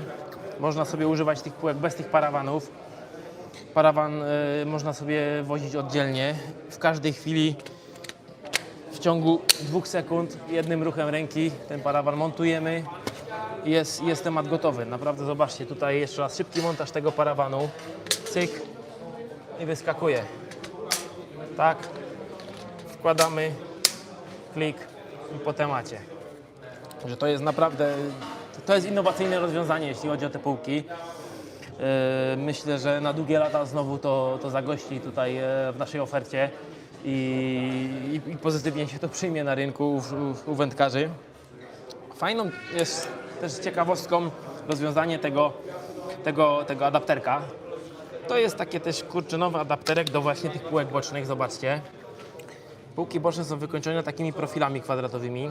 Jest to adapterek, który możemy montować na tą półkę w każdym możliwym miejscu tej półki.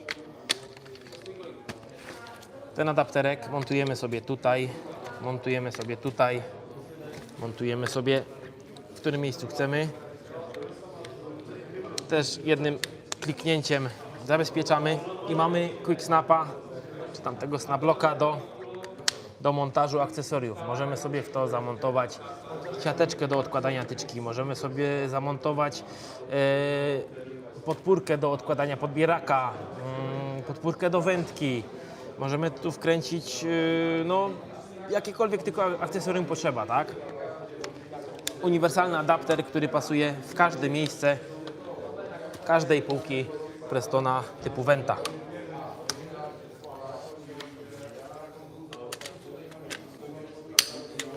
Czy adapter może być z tyłu parawanu? Będzie ten adapter przeszkadzał przy używaniu parawanu? Już sprawdzamy.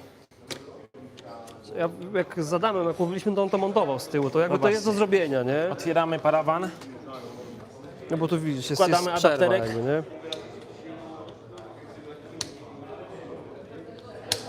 O.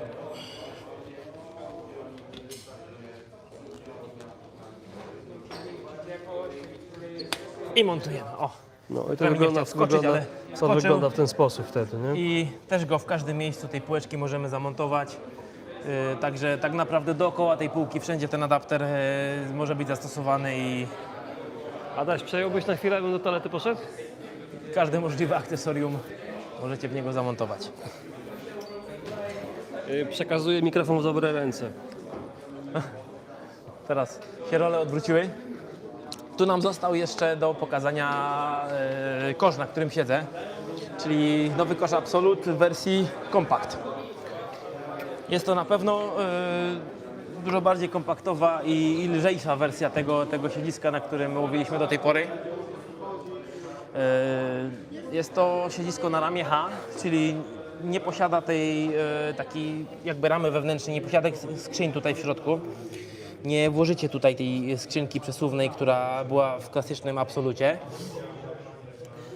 Dzięki temu ten kosz jest też lżejszy, troszkę mniejszy w transporcie, ale znowu posiada trochę mniej tych kaset i półek bocznych, które gdzieś tam w Absolucie były wysuwane z lewej i z prawej strony siedziska.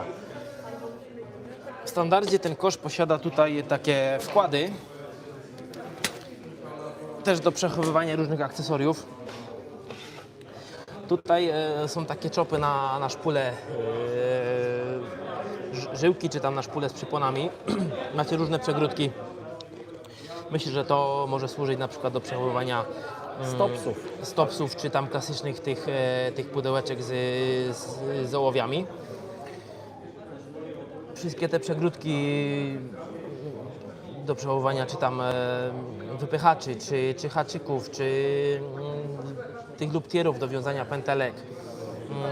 Wszystkie te rzeczy tutaj macie posegregowane. Można to oczywiście wyciągnąć i używać tej półki bez tych wypełniaczy, czyli bez tych segregatorów, ale myślę, że to jest fajne rozwiązanie, bo dzięki temu wszystko mamy na swoim miejscu. W drugiej półce, jakby nam to nie przeszkadzało. Czekajcie.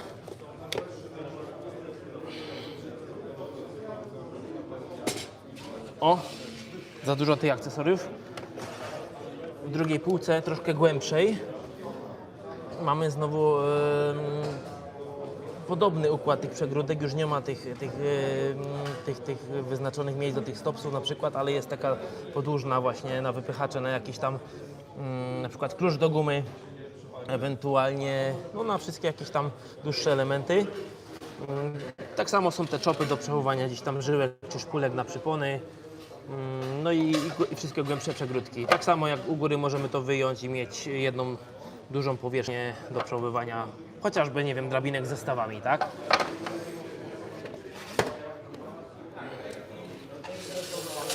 Damy tutaj na razie. Maciek, tutaj widzę było pytanie, czy adapter może być z tyłu parawanu, będzie ten adapter przeszkadzał w używaniu parawanu. Tak, czy to już właśnie odpowiadałeś na to? tak, pokazywaliśmy to przed chwilą, montowaliśmy ten adapter na tyle półki, pasuje jak no to najbardziej. chyba może to być to pytanie. tak, Pan tak. Michał Koreń. Tak. To przed chwilą to pokazywaliśmy jeszcze z Michałem, także to było wytłumaczone, pokazane, że ten adapter faktycznie można na tej półce zamontować, działa i każde akcesorium możemy sobie tam wkręcić, jakie potrzeba. To siedzisko posiada dwie te wagi wodne, tak zwane wasserwagi do ustawienia tego pionu i poziomu naszego siedziska, żeby się siedziało wygodnie i bezpiecznie przede wszystkim. Także macie Czyli poziomice z tyłu i z przodu, tak jest. Nie ma akurat tutaj, ale podejrzewam, że w zestawie jest jeszcze pas transportowy, który tutaj jest mocowany do tych haczyków. No i klasyczne nogi 36, wszystkie 6 nóg jest teleskopowych. więc ten kosz możecie, wiadomo, dużo wyżej gdzieś tam sobie rozstawić, czy zjechać nogami w dół. I te nogi oczywiście tutaj są 30, więc to jest bardzo stabilne, nawet jeśli łowimy na maksa z rozciągniętymi tymi nóżkami, to dalej to jest bardzo stabilne, bo jednak to jest właśnie noga o średnicy 30 mm, a nie, Nawet chyba a nie 32. 25, czy może nawet 32? No właśnie, to dlatego świadczy o tym, że ten kosz jest bardzo stabilny nawet po teleskopowym rozłożeniu tych nóg. Zdarzyło mi się tego użyć kilka razy już podczas gdzieś tam łowienia, bo zazwyczaj łowimy z platform, ale w sytuacji, kiedy tych platform nie było, to właśnie na tych nóżkach to było świetne rozwiązanie i było to bardzo stabilne. Dobra, jestem. Słuchaj, tu jeszcze informowałem widzów i tak też zrobimy.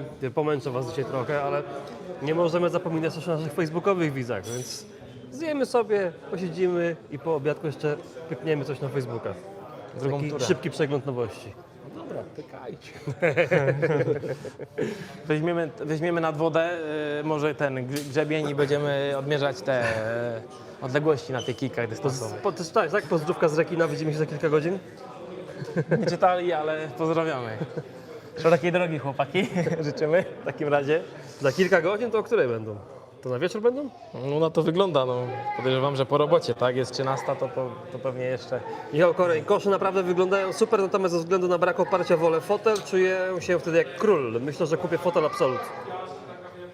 A no to na pewno, Absolut to jest chyba najwygodniejszy fotel na rynku, z tego co wiem, z tego co chwalą gdzieś tam wędkarze nad wodą i w sklepach i w ogóle w mediach, więc no nie ma się co dziwić, nie dziwię się, że wybieracie fotel Absolut właśnie. Jeśli tylko mógłbym, sam bym z tego fotela łowił, ale no niestety przy łowieniu Teraz tyczką... z tym możesz, no. No z tym Nie, już nie, jest to nierealne. ale w dalszym ciągu to oparcie gdzieś tam przeszkadza do łowienia tyczką i gdzieś tam na większą skalę, szerszą to... Powiedzcie mi chłopaki, czy wy się teraz będziecie zamieniać już? Czy coś jeszcze? No myślę, że powoli wyczerpujemy ten temat, o którym gdzieś tam ja miałem wam powiedzieć. Adam odpoczął chwilę, przepłukuje jeszcze gardełko soczkiem pomarańczowym i za chwilę możemy się znowu zamienić. Adam wam dokończy te tematy, które miał zamiar przedstawić. Nie wiem, czy tu jeszcze będziemy coś o Sonubajcie, o tych nowościach mówić, czy... Zobaczymy, nie? Tam zobaczymy. Zaledwie- Może tam się tak. chwilę z Adamem dosłownie przejdę na tam... Chociaż teraz leciał w piątek film z tymi spajkami w roli głównej, więc... Michał Karoń, dziękuję Maciej za prezentację.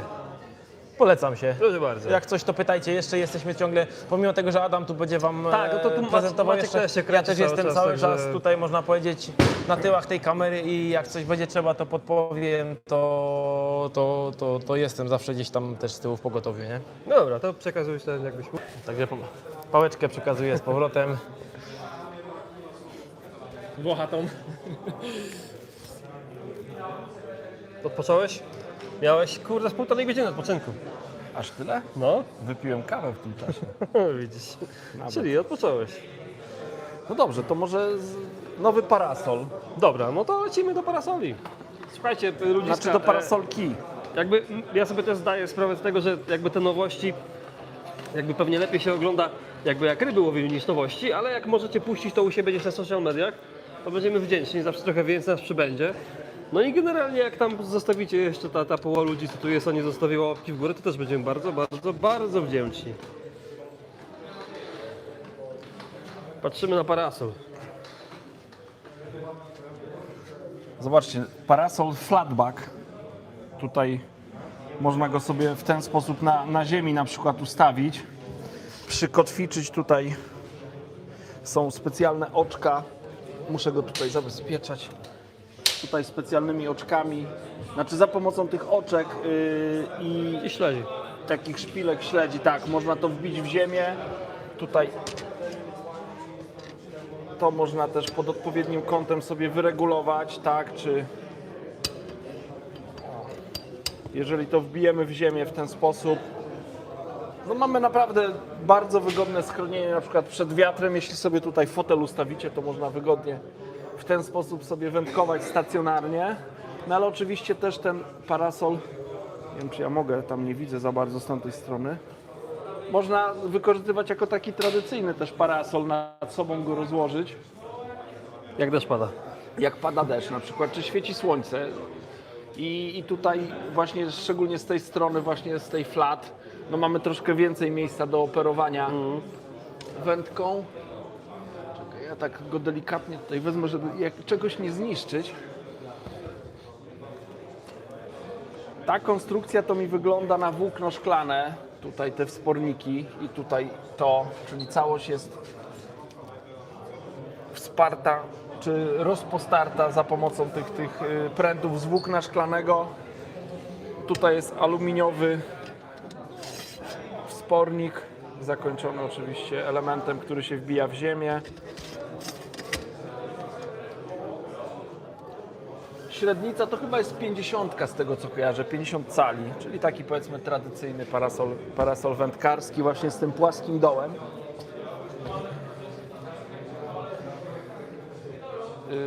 No tam o tych drobiazgach możemy wspomnieć. Tak, bo tam nie byliśmy jeszcze kołowrotki.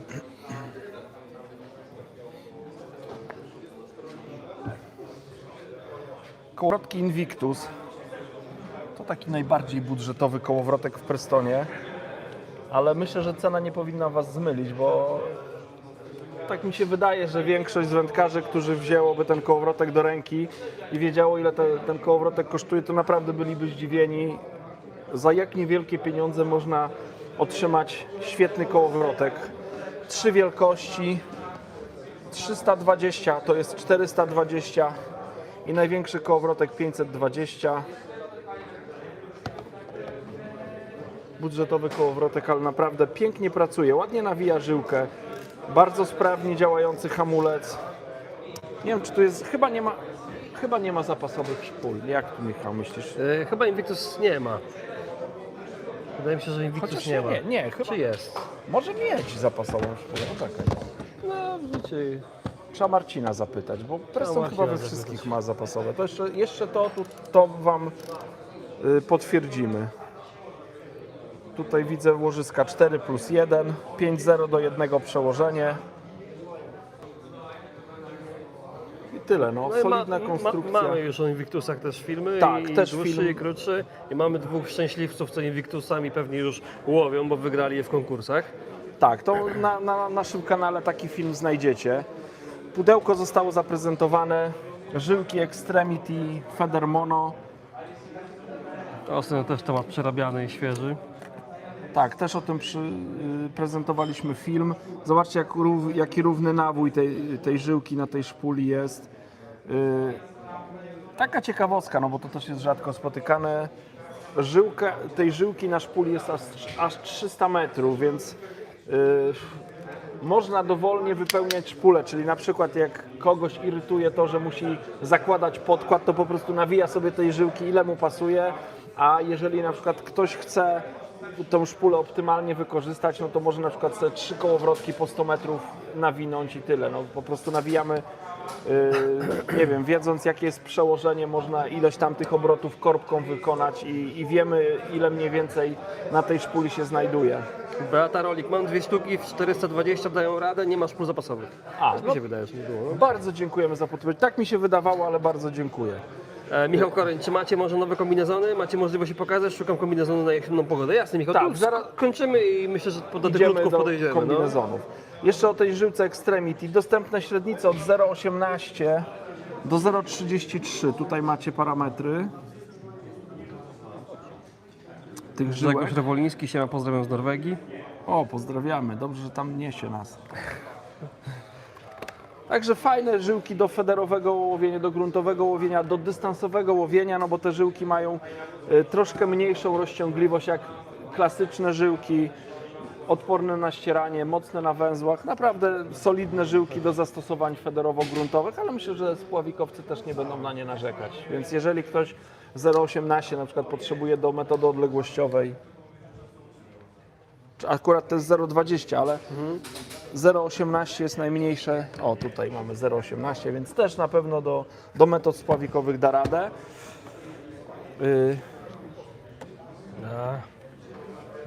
Wyglądają jak jakieś Jordany na półce.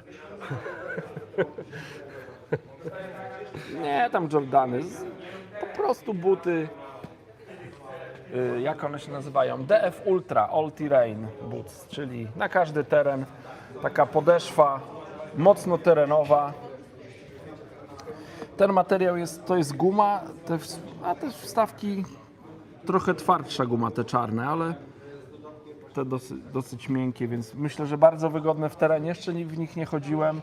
Tutaj taka wstawka na przedzie.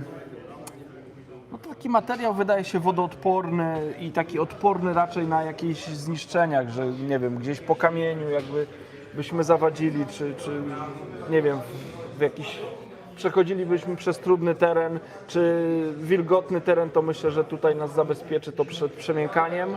Jakbyśmy na przykład na paluszkach chcieli wejść do wody. Wiązanie bardzo wygodne. Ja muszę przyznać, że lubię tego typu rozwiązania w butach za kostkę. Tak, tutaj to utrzymanie kostki, ten element, który tutaj prezentuję, tutaj jest bardzo miękkie, to jest takie wygodne, ta kostka jest tam dobrze zabezpieczona.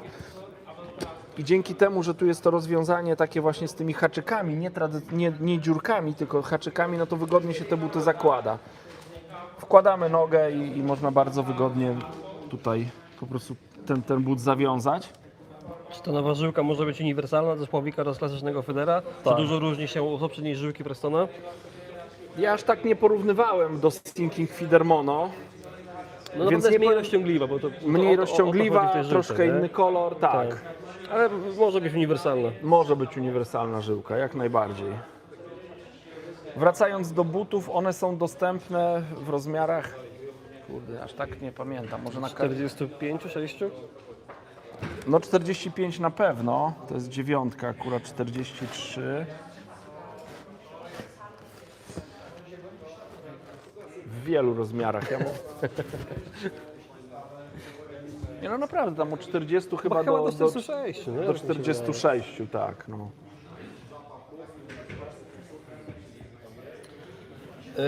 Tutaj odejdziemy chwilę od tematu. Jakieś porównanie wędek Inspire a Monster X są w podobnych cenach, parametrach, więc czym się kierować przy wyborze? No według mnie to są troszkę inne wędki. To ja bym tych wędek nie porównywał. No Monster X to są wędki na komercję po prostu. Według nie? tak, jak ja bym miał w dwóch słowach to podsumować, to jeśli jadę na komercję, wybieram Monster X. Jeśli jadę na feder klasyczny, wolałbym wędki Inspire. To jest kwestia też szczytówek, miękkości tych szczytówek, pracy wędki podczas zarzucania, podczas holu. Monstery są takie bardziej, ten blank jest bardziej mięsisty, troszkę bardziej się wygina, więc jak holujemy karpia, no to te monstery się mocniej wyginają. Chociaż myślę, że na tych jakbyśmy karpia zacięli, to też by się wygięła. Natomiast te, mam wrażenie, są troszkę bardziej przeznaczone do troszkę bardziej delikatnego, finezyjnego wędkowania.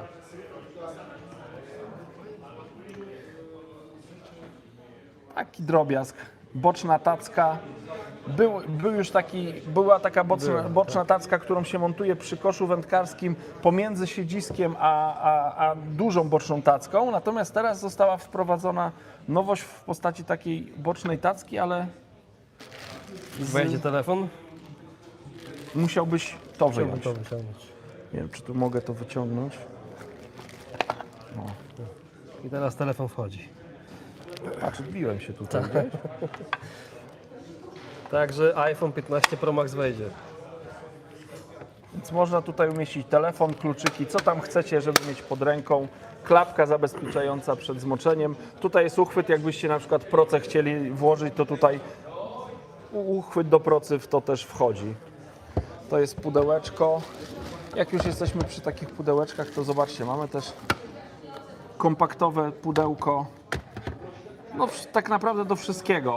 Ono zostało przewidziane i zostało nazwane Compact Spoolbox, czyli pasuje do szpulek Revolution, na których się montuje przypony, więc tutaj chyba 10 z tego co pamiętam tych szpulek wchodzi. Oczywiście w zestawie nie ma tych szpulek, ale można oddzielnie je dokupić albo wyjąć ze starych pudełek. Guma Tutaj taka wypustka, więc jeżeli to zamkniemy, to jest w pełni wodoodporne. Można to podczas deszczu zostawić na bocznej półce i nic się nie stanie. Niewielki rozmiar, więc świetne pudełeczko. Ja bardzo chętnie też z niego korzystam, ale może służyć też do innych rozwiązań. Zamiast szpul możecie tu na przykład umieścić sobie, nie wiem, pelet waglery, podajniki, no cokolwiek potrzebujecie, jakieś dłuższego pudełka na drobiazgi, to w tym pudełku można to umieścić. Kolejne też ciekawe pudełko z otwieraną klapką. Jeżeli łowicie, nie wiem, na przykład na pelet waglera, a macie półkę bez parawanu, czy bez parasolki, pada deszcz, chcielibyście zabezpieczyć zawartość, czy tam zanętę, no to w tym pudełku można to zrobić. Nie nadaje się według mnie raczej Można oczywiście białe robaki na stanowisku trzymać, natomiast do przewożenia raczej bym tego nie użył, bo białe robaki, szczególnie jakby tam coś wody do nich doszło, zawilgotniałyby, zapociły się, no to one potrafiłyby z tego wyjść. Natomiast na stanowisku będziecie mieli to pod kontrolą. Oczywiście też tą pokrywę można zdjąć i jest normalne, tradycyjne pudełko. Ja muszę się przyznać, że ja z tego pudełka bardzo często korzystam. Na przykład jak jadę na zawody i zabieram ze sobą koszyczki, różnego rodzaju koszyczki, to żeby mieć porządek już na stanowisku, już wybieram sobie koszyczki, z których będę korzystał na zawody, to sobie koszyczki wrzucam w to i jak przychodzę na stanowisko, wyjmuję z torby, ustawiam na bocznej tacce, już mam gotowe koszyczki, którymi będę łowił, więc ja takie zastosowanie dla tego pudełka znalazłem. To są ciekawe też pojemniki. W zeszłym roku Preston wypuścił serię tych miseczek takich do zanęty, do peletu z takiego grubego dosyć FVA, sztywnego. Tylko one tamte były w kształcie kwadratowym, natomiast te, tak jak widzicie, mają tutaj no, taki kształt prostokątny i jest pudełeczko 1,5 litrowe, ale jest też pudełeczko 4,5 litra. To już jest no, większe pudełeczko na większą ilość zanęty czy peletu, którą chcecie przechowywać na bocznej tacce. No i te same półki są też z tym. Tak, i dokładnie takie samo rozwiązanie są też, czy tej samej wielkości pudełeczka, są też z wieczkiem. Wieczko jest zamykane na suwak.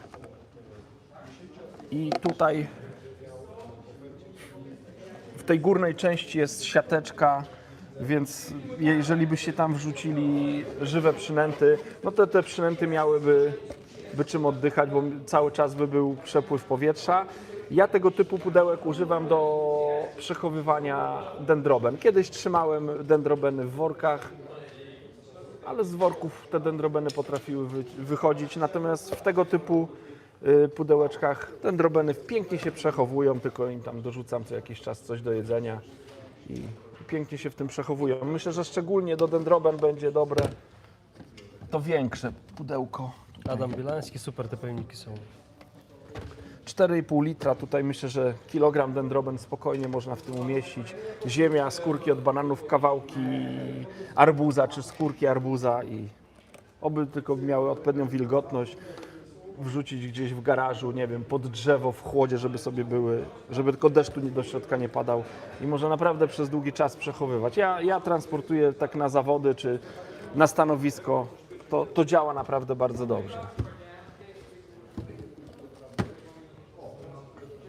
No i co tu jeszcze nam zostało? No możemy o okularach wspomnieć. Tam wspomniałem o wózku transportowym, że można spakować na ten wózek dosyć dużo sprzętu, na górę ułożyć pokrowiec z wędkami i to wszystko później spiąć pasem. Zobaczcie, Preston wypuścił pas taki materiałowy, specjalnie przeznaczony do właśnie montowania tego, co jest na wózku. On z każdej, tak jakby składa się z 2 elementów. Jak ci, co mają jakiś zmysł techniczny albo no, używali takich pasów transportowych, no to widzą, że to jest dokładnie taka sama konstrukcja. Na końcu każdej części jest solidny hak, ten haczyk jest ogumowany. Tutaj też jest taki hak. 3 metry tego pasa łącznie jest. On się składa z 2 elementów. Tutaj jest taki element napinający z zapadką, więc w ten sposób to działa. Można naprawdę bardzo mocno spiąć, więc w tym miejscu też chciałbym Was ostrzec, żebyście nie przeginali z dociąganiem, szczególnie jak pokrowiec z wędkami tam umieścicie, żebyście nie usłyszeli nagle w pewnym momencie chrup, bo to naprawdę można, jak zdarzało mi się drewno transportować, to dokładnie z takich pasów korzystałem i to bardzo dobrze trzyma. No to z tych gadżetów to jeszcze okulary mamy tutaj.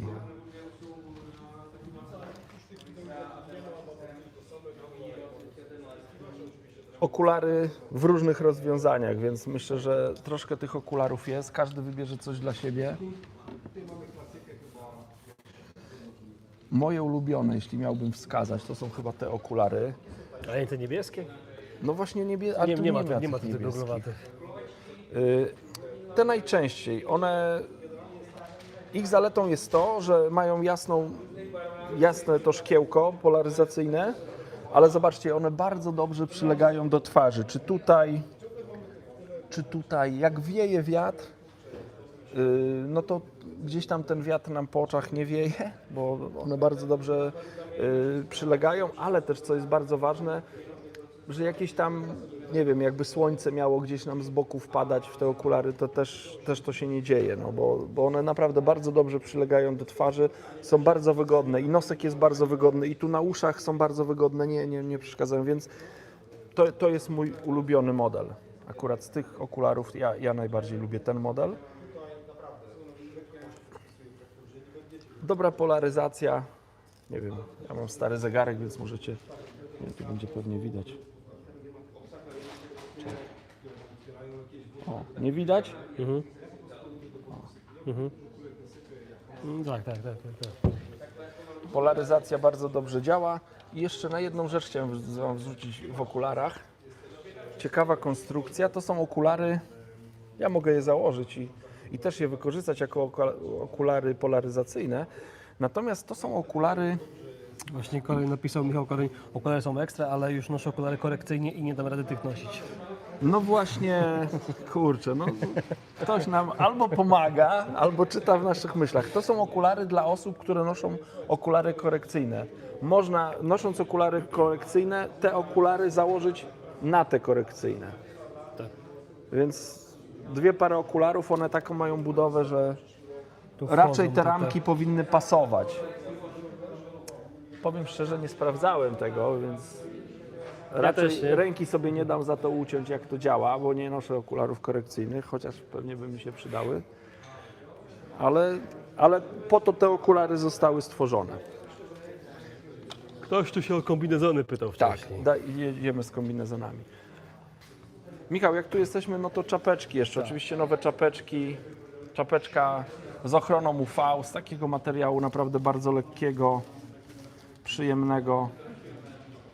UPF 50. No zwykła, klasyczna czapeczka taka wędkarska. Kapelusik dwustronny. Z jednej strony wzór taki niebieskie moro. Z drugiej strony można biały kapelutek sobie zrobić. Złap sobie tu albo tu. Na chwilę przekazuję Maćkowi kamerę, ale na sekundę. I może się udamy w stronę kombinezonów, bo było pytanie o kombinezony. Tych kombinezonów ja Wam pokażę 3. Mam nadzieję, że Drugi znajdę tam na tutaj. pewno stoi. No. Znajdę. I zaczniemy od wersji na późną jesień, zimę, wczesną wiosnę, czyli nowy kombinezon Celsius. Musicie mi uwierzyć, że ten kombinezon jest cholernie ciepły. To jest... Zobaczcie, on to ma takie polarowe tutaj wykończenie wewnątrz.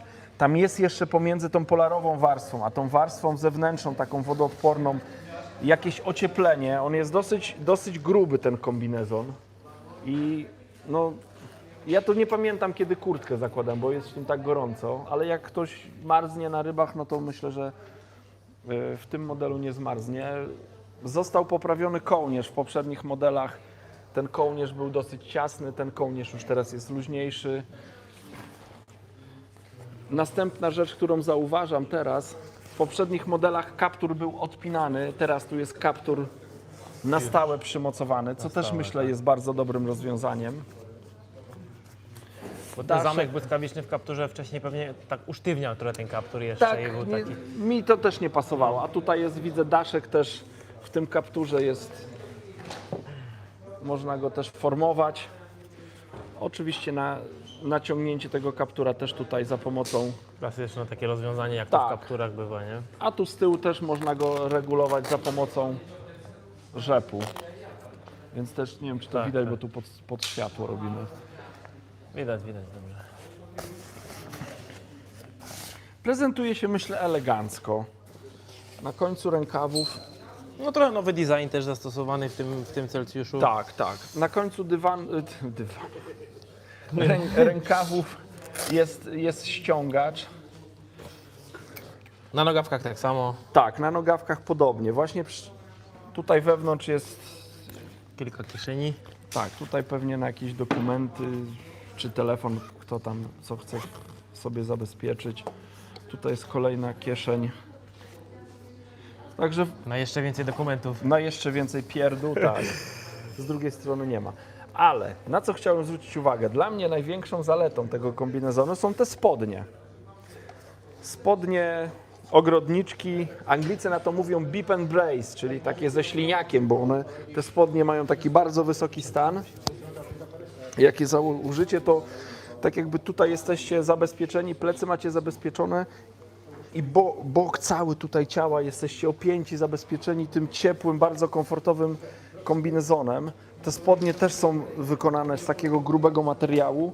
One wewnątrz mają taką podszewkę dosyć śliską, więc jak je zakładacie, to dosyć ładnie one wchodzą. No poczekaj, tu pytanie od razu od Michała Korenia. Mam pytanie, korzystam z kombinezonu na zimę z innej firmy i mam problem, że materiał na ogrodniczkach jest nierozciągliwy i ciężko się rusza i siada. Jak jest tutaj?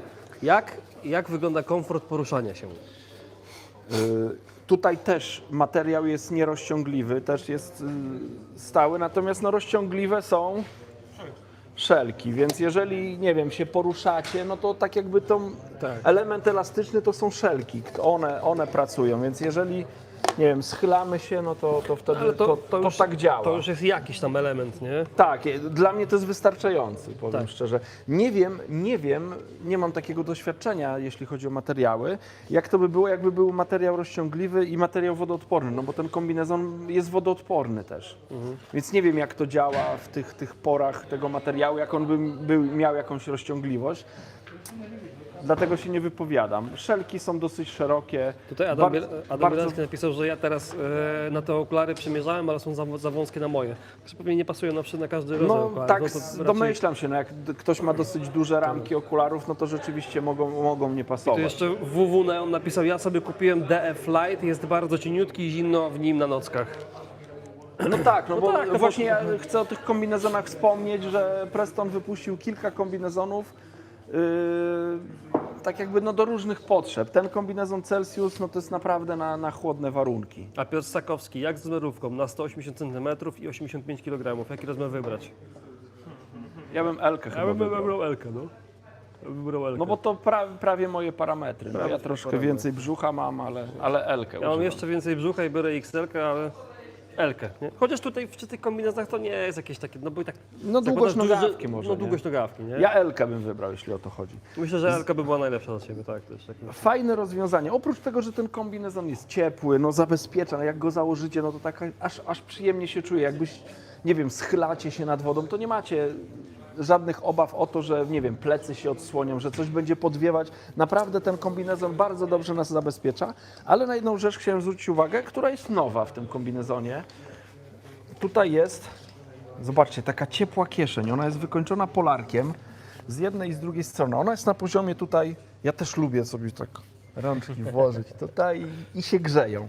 Więc to jest fajne rozwiązanie. Następna rzecz, ściągacz taki z rzepem, żeby dopasować do sylwetki. No wiadomo, część wędkarzy, to co tutaj ktoś zapytał, ma bardziej smukłą sylwetkę, część no gdzieś tam troszkę więcej z tego ciałka jest, no to można sobie do własnej sylwetki za pomocą tego rzepa dopasować ten kombinezon. Tutaj jest kolejna kieszeń. Ona też jest ciepła. Ciepła dosyć, też właśnie jest wykończona polarem wewnątrz. Mnie chyba bardziej tak kieszeń by pasowała, ale to kto chce. Klapa przeciwwietrzna, czy jakby padało, to też zabezpieczy suwak przed tym, żeby tu woda nam się dostała do środka. Suwak dosyć solidny, oczywiście z dwóch stron otwierany, więc panowie jakby chcieli pójść na stronę, no to mogą od dołu sobie ten suwak odpiąć.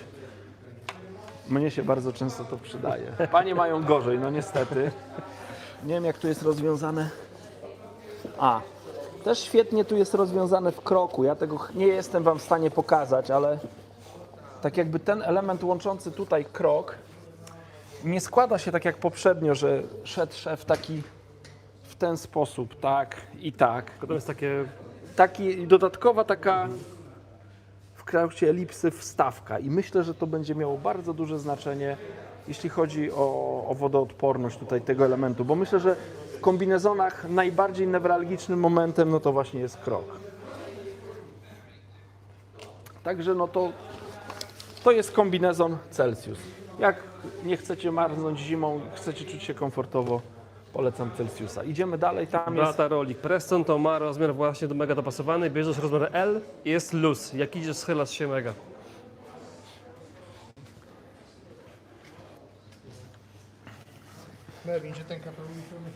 Kolejny kombinezon DF Hydrotech. To jest kombinezon, można powiedzieć, przeciwdeszczowy, bo on nie ma żadnego ocieplenia. Tu jest po prostu wodoodporny materiał. Tutaj jest wodoodporność, z tego co pamiętam, 15 000, nie wiem czy tu jest to opisane, ale chyba się nie pomyliłem. 15 000 wodoodporność, 3000 chyba oddychalność. No tak pamiętałem dobrze, tutaj jest to opisane. Składa się z kurtki z wysokim kołnierzem, więc jak się zapniecie, no to bardzo dobrze chroni przed wiatrem. Bardzo komfortowy kaptur, który ma świetną regulację. Też daszek ma tutaj z drutu, więc ten kaptur możecie dopasować do siebie, zarówno tutaj tę część, jak i głębokość tego kaptura, bo tu z tyłu też jest regulacja. Wodoodporny suwak. Dodatkowo jeszcze ta klapa taka przeciwwietrzna, która jeszcze zabezpiecza ten suwak. W rękawach tutaj jest wykończenie, jest końcówka neoprenowa. Nie wiem, czy z miejscem na kciuk, chyba jest tak, z miejscem na kciuk. I dodatkowo jest jeszcze regulacja za pomocą rzepów z jednej i z drugiej strony. Jeśli chodzi o spodnie ogrodniczki, to spodnie ogrodniczki, podobnie jak w tamtym modelu, są też elastyczne, szerokie, elastyczne, regulacja świetna, po prostu tutaj tak się zabezpiecza. Chcecie poluzować, wystarczy tylko, ja to nawet robię w ten sposób, że pociągam za ten element, zapinam i dostosowuję na napięcie tej gumy. Luzuję, gdy chcę zdjąć, jak zakładam, no to po prostu to podciągam. Tutaj też jest, tutaj jest nawet takie, zobaczcie, podwójne zabezpieczenie. Zamek jest wodoodporny, a tutaj ta klapa jest taka podwójna, że jest jeden element zabezpieczający, delikatne rzepy takie, w których myślę nawet żyłka się nie będzie czepiać i jest zabezpieczenie. Wzmocniona część kolan, tutaj tego na pewno tego kamera nie pokaże, ale ten element, tutaj to i siedzenie w tych ogrodniczkach, nie wiem, czy to będzie widać, Michał, tak jakby ta część, tutaj, to wszystko, tu jest podwójny materiał, tu jest dodatkowe wzmocnienie, regulowane nogawki, też za pomocą rzepów. Nie wiem, jakbyście chcieli na przykład w kaloszach, macie już założone buty, w kaloszach chcecie to założyć, to można to zrobić i później tylko sobie dopasować tutaj tą nogawkę, kieszenie też tutaj są wodoodporne właśnie w spodniach, jakbyście chcieli, nie wiem, tam telefon wrzucić czy klucze od samochodu, ja tak często robię, więc też można to w tych kieszeniach umieścić. I tutaj podobnie jest rozwiązany ten krok jak w tamtych spodniach. Nie wiem, czy to może z tej strony się dostaniemy. Ja nie zdejmę teraz z tego manekina, tego kombinezonu, żeby wam pokazać. Nie, no nie dostaniemy się. Nie dostaniemy się, niestety. Tylko pokażę wam gdzieś klejone szwy, jak to wygląda, bo tu wszystkie szwy są klejone, o tak jak tu widać, są pozabezpieczane te całe. Wszystkie szwy, które są świetnie pozabezpieczane, czy pod pachą. O, wcześniej krok wyglądał tak jak tutaj, czyli szedł krzew w jedną, w drugą stronę. Taki był krzyżowy, nie? A teraz jest dodatkowy element, że tak jakby jest ta część i tylko ta część do tego dochodzi i jeszcze na tym jest takie kółeczko zaklejone, więc według mnie jeszcze lepiej jest zabezpieczony krok niż do tej pory we wszystkich kombinezonach. Ja ciekaw jestem tego rozwiązania.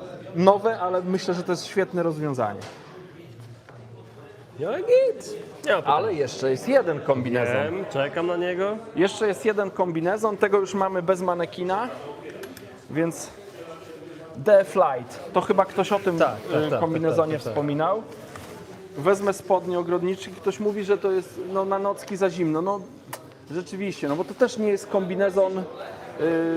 Nie jest zimowy kombinezon. To nie jest na chłodny. I to jest też kombinezon wodoodporny. On ma zabezpieczyć nas Przed wiatrem, przed deszczem. przed deszczem. Elastyczne szelki. Szerokie. Tutaj widzę, bardzo szerokie są. Klamry oczywiście. Tu też taki widać wodoodporny zamek błyskawiczny, zabezpieczony tą klapą. Kieszenie. A nie wiem, jak tu krok jest rozwiązany. Może tu będzie taki. Nie, tu jest po staremu jeszcze. Tak jak kiedyś bywało. Ale też wam nie pokażę, bo ten kombinezon akurat ma wewnątrz podszewkę. Ta podszewka to nie jest głupi pomysł, bo dzięki temu bardzo ładnie się ten kombinezon zakłada. Jaką wodoodporność ma ten DF Light? DF Light, jaką ma wodoodporność? Już wam mówię. 5000. Wodoodporność 5000 i oddychalność też 5000. Więc to jest raczej taki na, powiedziałbym, na ciepłe pory Tak. kombinezon. Do jakiej wysokości sięgają ogrodniczki? Do piersi czy niżej? Do klatki piersiowej, nie? No. Tylko, Myślę, że jaki to jest rozmiar? Medium. MK. No zobaczcie, no to wygląda to tak, no. Ogólnie kombinezony Prestona, no to są takie kombinezony, że powiedzmy, o, tak mniej więcej, jakbym miał powiedzieć, to Tak. chodzi o to w kombinezonach wędkarskich, takich spławikowych, federowych. Adam byłby bardzo dobrym manekinem. Ja trochę taki jestem manekin, nie? Chodzi o to, że te kombinezony są tak pomyślane, po pierwsze, żeby nas zabezpieczyć przed wiatrem i deszczem, no bo jak założycie taki kombinezon, no to od pasa tutaj ta część lędźwiowa, no, Nie martwicie się, czy wam koszulka wyjdzie, nie tak, wiem. to naprawdę, to jak ja zacząłem tego typu kombinezonów używać, no to dużo większe poczucie komfortu na rybach, więc one mają nas zabezpieczyć, a druga sprawa, nie mniej ważna, zabezpieczają przed ubrudzeniem. No łowimy ryby, które, nie wiem, no są pokryte śluzem, używamy zanęt, więc żeby chronić nasze ubranie, w którym przyjechaliśmy nad wodę, zakładam kombinezon. Po rybach jestem upaprany tutaj na przykład w śluzie, a zdejmuję kombinezon i te ciuchy pod spodem są czyste. Tak wyglądają spodnie. Dobra, te spodnie zawieszę na wieszaczku.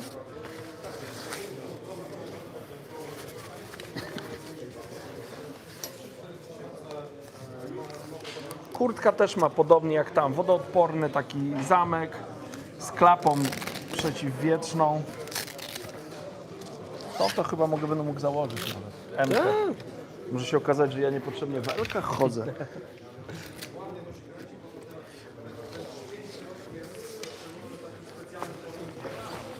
Uważaj, mikrofon się nie zapina, albo zapnie się tak. Nie będę zapinał.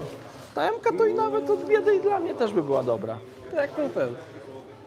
Ja bym wolał mieć, wiesz, takie, jak rękawy naciągasz, to jest tak na styk. Chociaż.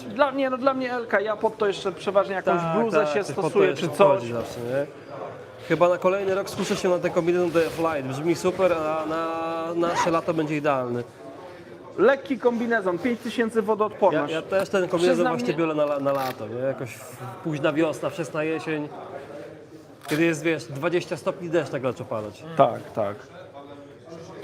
No to tak to wygląda. Myślę, że ten DF Light, to co teraz mam na sobie, to jest zdecydowanie najtańszy kombinezon ze wszystkich w ofercie Prestona.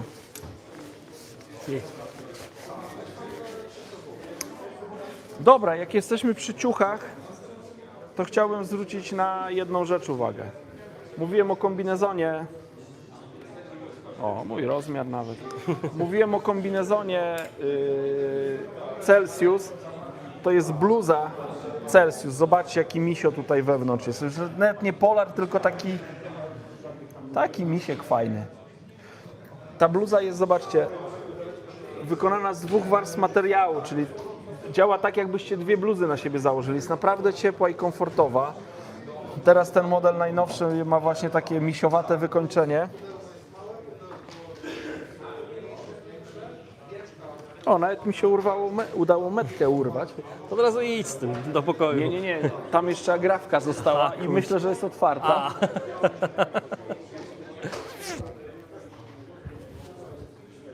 Tylko teraz nie mów za dużo, bo masz mikrofon zakryty. Dobra, odkryję mikrofon. Bluza z kapturem. Ja tej bluzy używam. Myślę, że już niedługo zacznę jej używać, czyli powiedzmy wrzesień, kwiecień nawet. No, to Celsius jest świetny. Tak, to jest bluza na pół roku na pewno używania na rybach. Ja bardzo często łowię w Celsiusu. Nie? Ja to jak i bardzo ją na lubię. spinning, wiesz, wódkę, nie wiem, 3-4 stopnie są, wieje wiatr, zakładam bluzę Celsius, spodnie Celsius i na to zakładam kombinezon Celsius i nic nie czujesz, nie? Tak, to jest naprawdę Nie musisz zakładać jeszcze innych warstw tej cebuli i tak dalej, nie? świetna bluza. Jak chcecie mieć wyjątkowy komfort termiczny na rybach, to polecam bluzę Celsius. Naprawdę to działa. Bluzę i spodnie. A spodnie? Tak, no spodnie, tylko że to jest akurat nowość na Tak, ten rok, tak, a spodnie tak. były prezentowane wcześniej.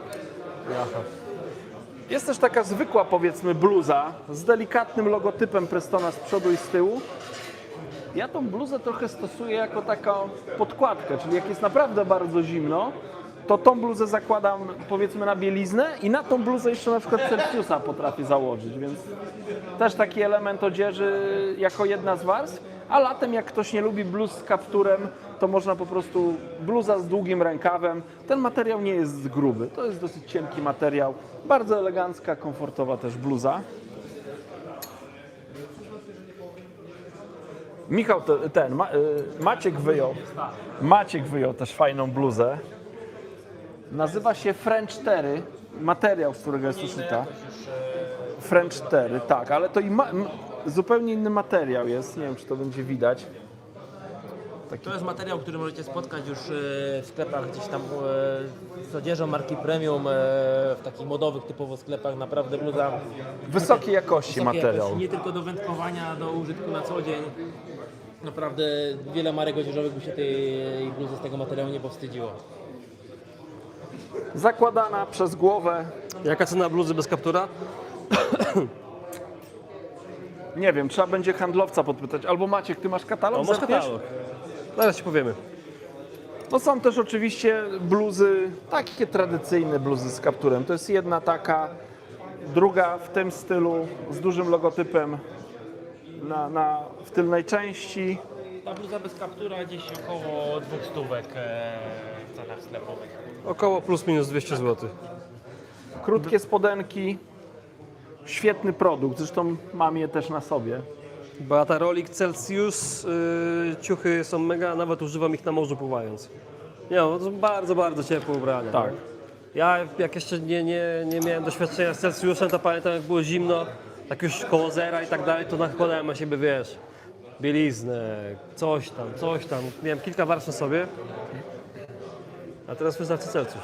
No, Celsius działa dobrze. No, o koszulkach nie będę wspominał, no bo tych koszulek jest trochę. Też w ofercie Sonobite'a są nowe ciuchy, bardzo eleganckie, też koszulki, bluzy Sonobite'a, też bardzo przyjemne, też je bardzo lubię. Ale chciałbym jeszcze zwrócić uwagę na ubrania z ochroną UV. To wezmę. Dwie bluzy, jedna jest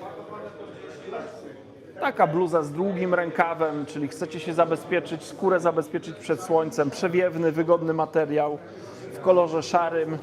To jest bluza na słoneczne dni, a jeżeli się chcecie maksymalnie zabezpieczyć przed słońcem, no to tego typu bluza z wysokim kołnierzem i jeszcze dodatkowo z kapturem i ta bluza już świetnie chroni przed promieniowaniem słonecznym.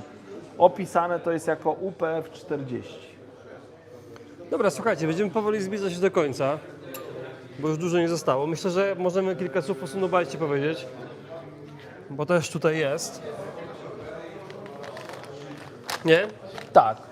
I tylko jeszcze wtrącę, dla tych, którzy będą, nie wiem, czy tam oglądali, czy słuchają teraz i tak dalej, po południu, jeszcze nie wiem o której, ale to śledźcie Facebooka, no po obiedzie myślę jakoś, odpalimy jeszcze live'a krótszego niż tu na YouTubie, ale odpalimy dla widzów na Facebooku i tam sobie jeszcze też będziemy mogli przejść te rzeczy jeszcze raz, troszeczkę szybciej niż na YouTubie i tam też odpowiedzieć na pytania. Będzie w przyszłości półka boczna ze wspornikiem na nodze od kosza, coś w stylu jak ma Matrix i odzież UPF 50.